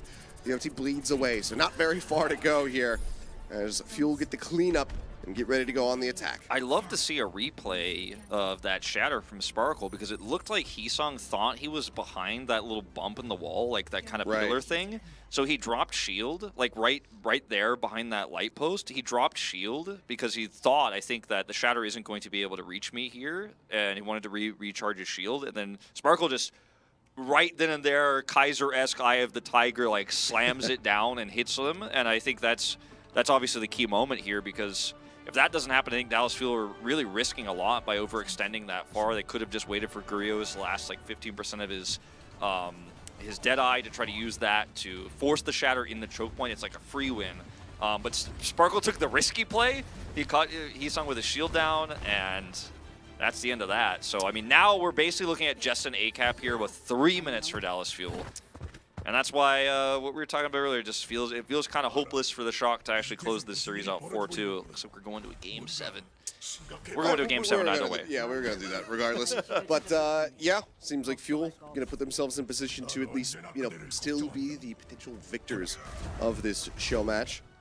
I'll have to just wait and see what happens. But I just realized now that I'm actually frustrated that we didn't do this game mode during the Legends battle, because we could have gotten Stitch on the Cassidy and then Bumper playing the Ryan. And that would have been fun as all Next hell. time. Next time. Fingers crossed. Anyway, into the attack now. 2 minutes 48 to work with still for the side of the Fuel. And basically, they just need to cap the point, move the cart, and then they should have it. Proper's going to find first blood. Takes down MCD. He himself, though, dangerously low. We'll go ahead and get top back up as Sparkle kind of gets a little confused, a little lost around the statue, and ends up dying. Oh, he gets out. That was a nice nade from MCD. Can stay alive and presumably keep some of his charge. Don't know exactly how much he's holding at the moment, but you can tell by his color there that he's placed it at 60. Yeah. 40 to 60 probably. Easily energized. Crucially though for the Fuel, I mean, even with Sparkle dying, he still has a lead towards that shatter. He's on trying to catch up. He's too far behind now. Magnetic grenade does connect. I think it gets bubbled off, and Proper going to be taken down. And that could be a pull on the thread as things start to unravel. 100 now. Yep, 100 energy. The pin going through. Bubbles not available, but not needed, it would seem. As, yeah, I mean, Sparkle's just going to go ahead backpedal out of there. They need to cap the point, though. They will start to do so. I gotta say, Sparkle is such a fearless Reinhardt player. He's playing like a lunatic. Yeah, and I mean, that's sometimes the way to go. When you have this much time, you can actually afford one failed charge. Like, if you charge and die, it's like, okay, we reset, whatever. But if you get a pin, you probably win the map. And he gets the pin. They have that follow-up with Hanbin having 100 energy. I mean, the cart literally, like, it can't move an inch. Like, they need to get out there now. Yeah, it takes a moment for the cart to, like, fully spawn in, but they will need to contest. There it is. All right, Game 7, a 3-3 scoreline. It's everybody's dream. Like, every player said, look, I want it to go the full distance. I want it to be a close series. And it is delivering. Yep, that is. Oh, boy. Funny to just see the card get into the position where it's like, well, now we can move, and then the game is just over. But that means that we get to go into a 7th final map. It's going to be Control once again. And this one, there are no rules. It's a pro match, basically, Overwatch League Pro rule set. So the only rule set is that you have to follow the rules that are in the game of Overwatch. Indeed. So no banned heroes, no forced compositions, just a good old Lijiang Tower to settle it all. Now, I would like to see Fielder come back in for one last game, personally, but same. I'm not like, you know, I'm not like, well, it has to be like that or I'm going to be really upset, but I would like to see it because he only played at the very beginning, basically, and he dipped when the mystery heroes were coming out. Yeah, he was like, I'm not doing that. I'd love to see it. I mean, MCD's been having a decent series. You know, it hasn't been like his best ever, but he's doing fairly well. And obviously, Shock is a real team, so it's hard to criticize Fuel. But there are some things we could criticize about Shock. Like I said, the ult management and the final map was why that time bank disparity I think was so high. These are all things to be developed in time, and these are things that like I only mentioned because I think part of the reason why a lot of people are watching today, Shock fans in particular, are like, how good is my team going to be? And I'm like, looks really good, by the way, but like there are Krusty's writing stuff down on the notepad, you know, and there's going to be, no matter what you do, no matter how many asterisks you put out there, no matter what we say, there's going to be those people who are like, I can't believe it, we're going to suck this season, oh my god. When Proper threw that grab, like, oh my god, we're screwed. There's no way. We can't win the championship now. Just calm down. Everything's gonna be fine. They said that they haven't got any time to scream together. People are like, what? Fuel? I can't believe they lost the show match or they win. You know, whatever. It's like, well, this isn't even the team. It's just like, yeah. Just keep it pants. Everything's gonna be fine. Reminding everyone, I made this statement before the series started, but the grand finals of the Overwatch League did go to Game 7 as well as a final map. Fuel won that time, so let's see if Shock can bring it back this time around to win that 7th and final map. Very close and exciting final game as well in the Overwatch League finals. It was not a blowout in the final map or anything like that. And very emotional, I think, for a lot of the players. And will not be any substitutions. Nope. MCD and Bliss sticking in here. There is a fan meeting afterwards, of course, where all the fans who are here will be able to see the teams up close and personal. But we're on Lijiang. And actually, Hanbin has chosen to play Ramatra. It's not Ramatra control. He just says, this is what I want to play. At least for now. Let's see if that changes, as we are here in Control Center. First rail there from Proper, not going to find a connection, but then gets a headshot across on the Sparkle. Punish there from him. It's okay, maybe overstepping a bit. Then going to be taken down as Hanbin tries to get those punches across, does get the pummel on the one, eventually falls, but the trade up is absolutely huge. Dallas Fuel looking good, and I think they started the fight off without their Junkrat, which is going to be a big part of their damage, and they still managed to get the team kill. It means that Sparkle is not going to have a ton of charge here, which is difficult to defend with, but if he can get in the position which he has here, then still a great angle potentially. Now it's obviously hard to use those grenades against Azaria because she's going to be getting charge off of them. Yisong's down first. Good kills being found. Shock on the back foot once more, have to retreat over towards the dropship as Hanbin just looks to hold the door. It's hard for Proper to get an angle for line of sight here to hit railgun shots, so you can see he's really struggling here to break through this choke. He's getting poked at by the Ramatra. Whenever he gets an angle to try to shoot this Junkrat, he's praying he gets that shot in, but he's not able to kill Sparkle yet. He's looking for it. Gets right on top of him, but the Kitsune Rush now comes out, and Max may be overstepping a little bit. Grab going to be invested. Trying to get this turnaround here on the fight. The HP bars across the board are just plummeting, but still somehow, some way, it's the Fuel who managed to hold out. If Hanbin hadn't died, if he had lived just a little bit longer, I think this would have been a cleaner fight. As it is, I think it's going to be difficult for Dallas Fuel to hold on to it. That being said, trickling through here, Max wants to stay alive and keep what charge he has left on this Zarya. They don't actually try to contest. They're just going to regroup, and Dallas Fuel, despite not being grouped up really at all, hold the point. Hanbin's back here now with Doomfist, and they've got a Riptire for the defense. Plus, Grio with ult and line of sight. Yeah, Proper needs to go absolutely huge here with this overclock when it comes out. So far, just continues to hold on to it. Shock occupying the center of the point. Kitsune Rush to look to try to win the fight. That's going to be the drop here. The beat comes through. Overclock out as well. Looks like it's going to work a treat. Proper doing exactly what he needed to do. Not a second to spare. Well, there you go. Coming in. You're like, he's got to come up big with it, and he does absolutely that. And he's looking for Bliss. I'm like, Bliss is already out of there. Yeah. So what Uber coined the shotgun, the way he was using the overclock there. Actually, it was Mr. X who coined that in the finals, I think, where you're just like, yep, I slide in, I'm doing the damage, I'm cleaning up house, and gets big kills here in San Francisco. Shock actually still hold this Zarya charge, the ult charge, that is to say, 75% of it. So there's an opportunity here to defend despite the odds looking insurmountable. Well, first, I was going to say they need to deal with his tire, and Heesung did with his face. He's dead. The kill comes in. Proper going to be hounded down as well. Killed by the slow field, and a big opening now for the Fuel to just go ahead and regain control at this point. I think Sparkle should consider swapping here after the tire. At this point.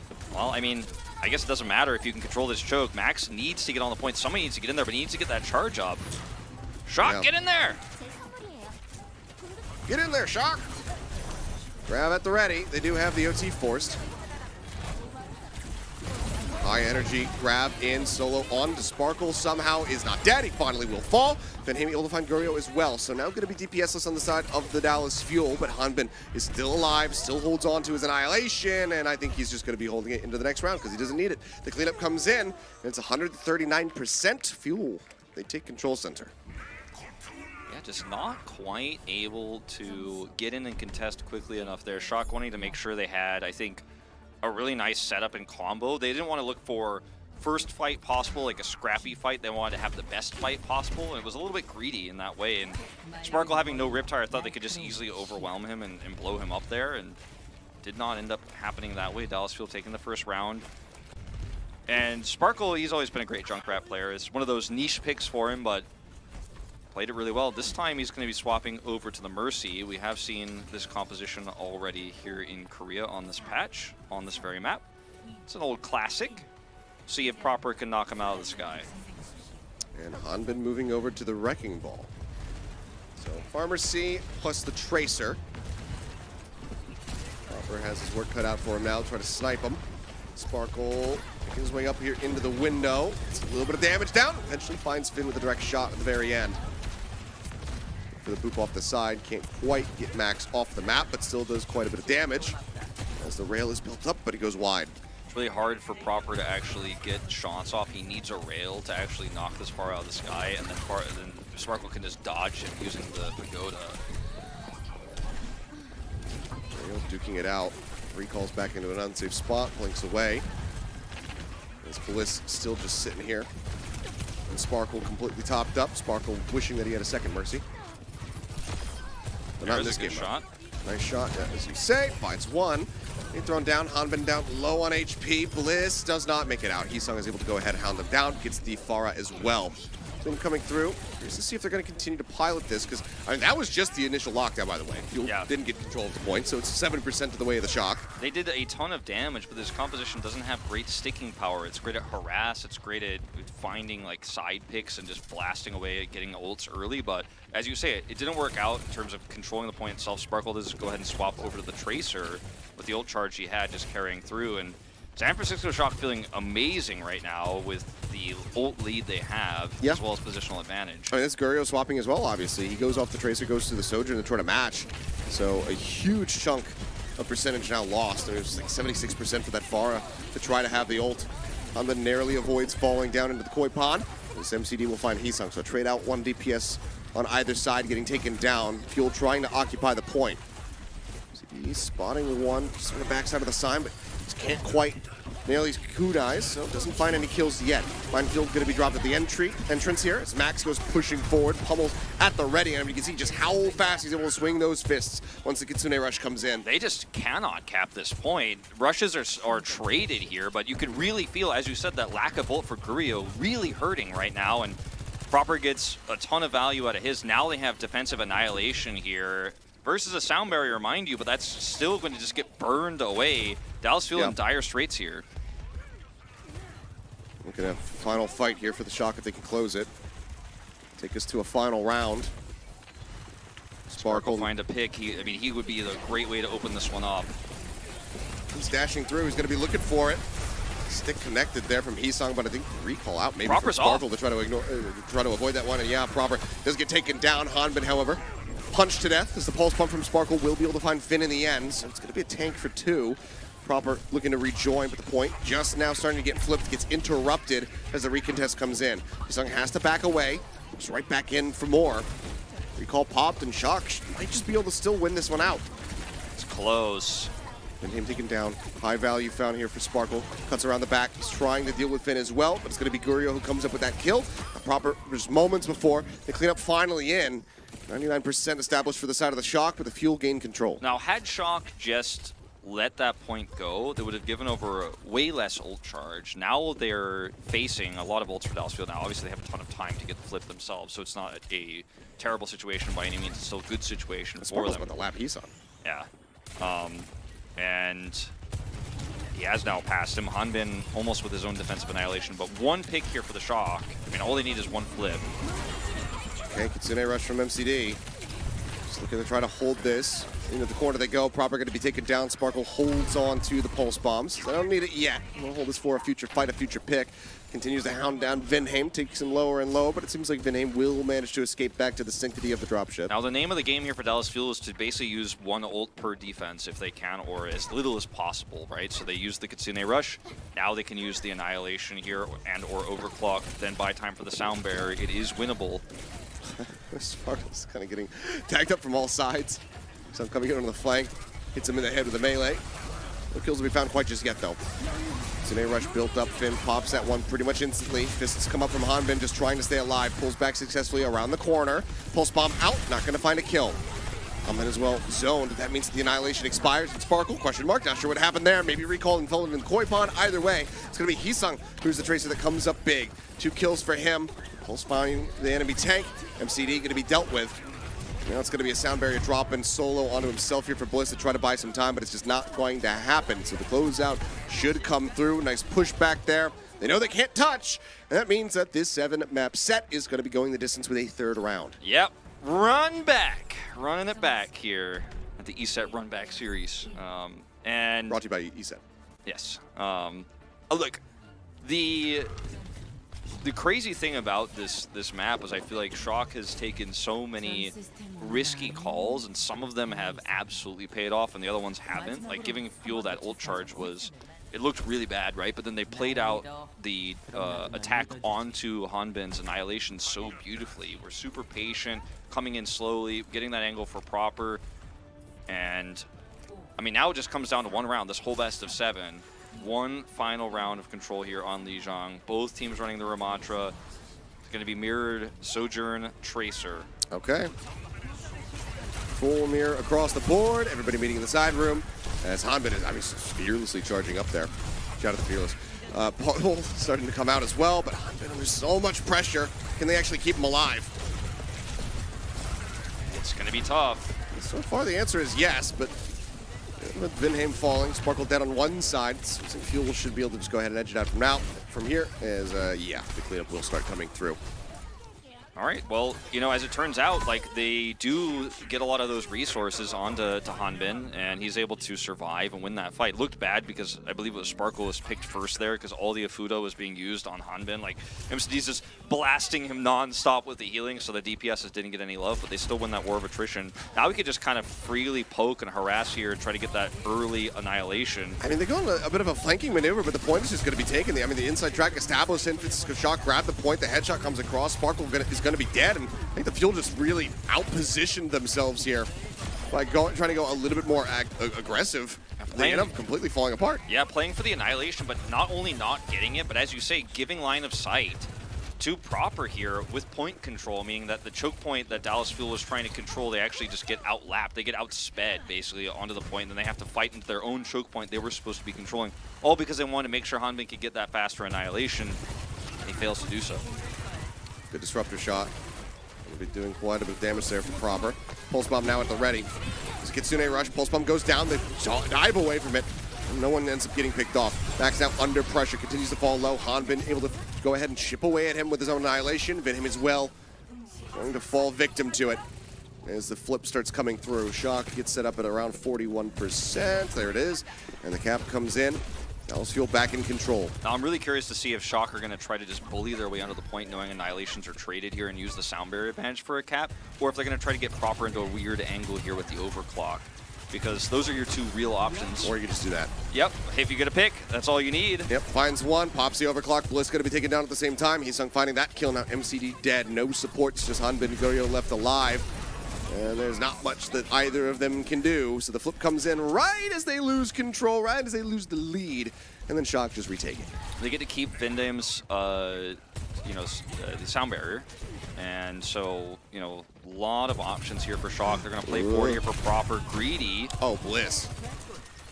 Bit of an oopsie. That's a bit of a Lee Jae-gon moment. I can win this fight. Nope. Can't break those cuffs. Can't break those cuffs. Well, that's going to give Proper a ton of ult charge here. Already halfway up. Oh my god. This Proper is an absolute animal. I mean, he's just cycling them. One after the other. He's just like, and you go back to the Every respawn railgun's a kill.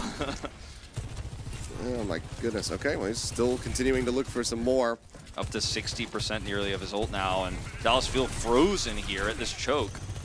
Okay, they do force him back finally. They managed to break out of from their spawn, basically. The overclock is going to be used. Goryeo sliding over to the side, still taking quite a bit of damage. Heesung trying to hound him down, and eventually he does get that kill. Max as well looking to just hold firm in the front lines, needs some heals, and as the Kitsune rush comes in, he should be able to receive them. HP bar is still very low on the side of the Shock, but looks like with that rush, they should be able to win this one out. Proper going to be taken down, however, as MCD comes up with a second kill, but he still needs so much more than that if they want to win this one out. Sparkle dashes in, tries to keep this contested. Goryeo rejoins, is instantly met with the Pulse Bomb, and the closeout comes through. San Francisco Shock will take Lijiang Tower as well as the RUNBACK series for themselves.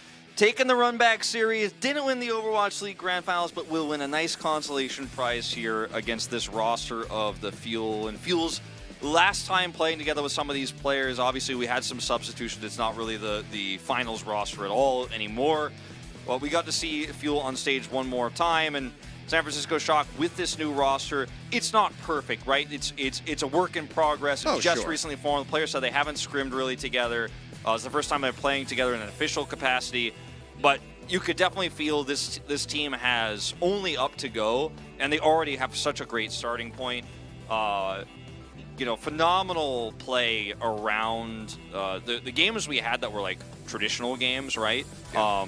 I thought was really where they shine the most. And Dallas Fuel with it. I think going back to that final moment, I think if they had waited for the Kitsune rush, they would have had a better real contest there, not just relying on the amp it up speed boost there. But they got a little bit panicked. They go for one last attempt and they fail in the end. But ultimately, this was a very close best of 7 that went down to the wire, and we didn't know what we were going to see today. We really didn't. I thought Shock, would they have a real team, quote unquote, maybe they'll just stomp, but it wasn't like that at all. No, not at all. Like you said, there's just upward trajectory here for the Shock as they move forward. Krusty can now start to really dig deep, get in with these players, and start to, correct the course on things that he saw that were maybe a little bit off today. But given that they didn't have much time to scrim, this is the announcement. They're playing on the the very same day that the whole team gets announced. They're playing in front of an audience as well. There's a good amount of pressure for a new roster coming together, and they looked overall pretty damn good. As far as synergy was concerned, it seemed like they were always, all on a very similar page. So I think that there is a very bright future here for this team. But of course, on the other side, the Fuel players, the Fuel representatives here in this matchup, putting on a good show. It was great to see Sparkle back on picks like the Genji, the Junkrat, the Pharah, albeit for a brief little moment there, as well as, seeing Fielder at the very beginning and whatnot, and Chio. It was a fun event, and I'm happy that these guys were able to take part in it. Yeah, and to be able to play for some of these players for the first time in years in front of a Korean audience, that is, I think, something that you can't put a price tag on. You can't actually say like how valuable it is. I think for each player it's different, but I think that's something that's really special that the fans won't necessarily even appreciate. Well, the Korean fans will, but like fans of the Overwatch League from the West, people watching the global stream here, I think don't even necessarily appreciate like how important that is. Yeah. Well, what a day it has been, and, again, a big thank you to Shock for throwing this together, for the Fuel players and the Fuel organization for also taking part of it, giving us this rematch in quotations of our grand final. It did go the distance. We got all the way to 7. That was good to see, but of course to ESET for helping us have this off-season showcase. Without them, this wouldn't have been possible. So a big thank you to those guys for keeping us fed with content during this off-season. And of course, the best way to really thank them would be to go check out their website and download their free trial. Stay protected while you guys game. Don't forget that they are offering a 35% discount on their digital security package from now until January 6th. So make sure you guys snatch that up because the new year is right around the corner. Yeah, support ESET as they have supported us. Yes. Go to eset.com and check out that 35% discount, as Achilios just mentioned. Good till January 6th, so you still got some time. Tell your friends, get in there, and keep your computer safe. Like I said, I'm going to be doing it when I get home because I don't have any virus protection at the moment. So definitely need to make sure that is taken care of. I think we should have a petition to change the Vast's name, actually, to ESET. So he can represent the one true god in the antivirus the true world. Antivirus world, yes. Make it happen, chat. Let's get him to change his name. I think we just need 10,000 signatures. If we can get 100,000, we'll get the White House involved. So that could be an interesting call. But we'll see. Either way, it's been fun. A show match still very enjoyable, and always a pleasure to be back casting with you. Yeah, I don't know the next time I'll be casting Overwatch. Like last time we teased it'll be soon. This time I don't have like a real teaser for you guys, but I'm hoping that it'll be soon, and I'm hoping that I come back and we'll have some more show match action going on, perhaps in the rest of the off season, or maybe a little bit of guest appearances here and there, and some Overwatch stuff in Korea next year. We'll have to see what happens, but the future is unknown. I think that might be it for us. I'm not sure if we're ready to wrap. I think so, but I don't have anything else to say. Thank you guys for watching at home. Of course, this isn't possible without you either at home. I think Shock's got a good roster. I think fans should be pretty excited about this, and obviously, like they said, this is the fixed roster as we said in the interview, but like there's still opportunities to like add other players and stuff like that. So keep your eye on the social media and see what Shock's cooking up. All right. Well, I think that's just about going to do it. So again, big thank you, as Wolf just said, to all of you guys for tuning in with us. We try to have an earlier start time, so it made it a little bit easier for that NA viewership. So I hope you guys appreciated that. Another big shout out to Shock and ESET for putting on this event and having us be a part of it. It was an absolute pleasure. We'll meet again. Don't know where, don't know when, but we'll see you guys whenever that may be. Love you all. Goodbye.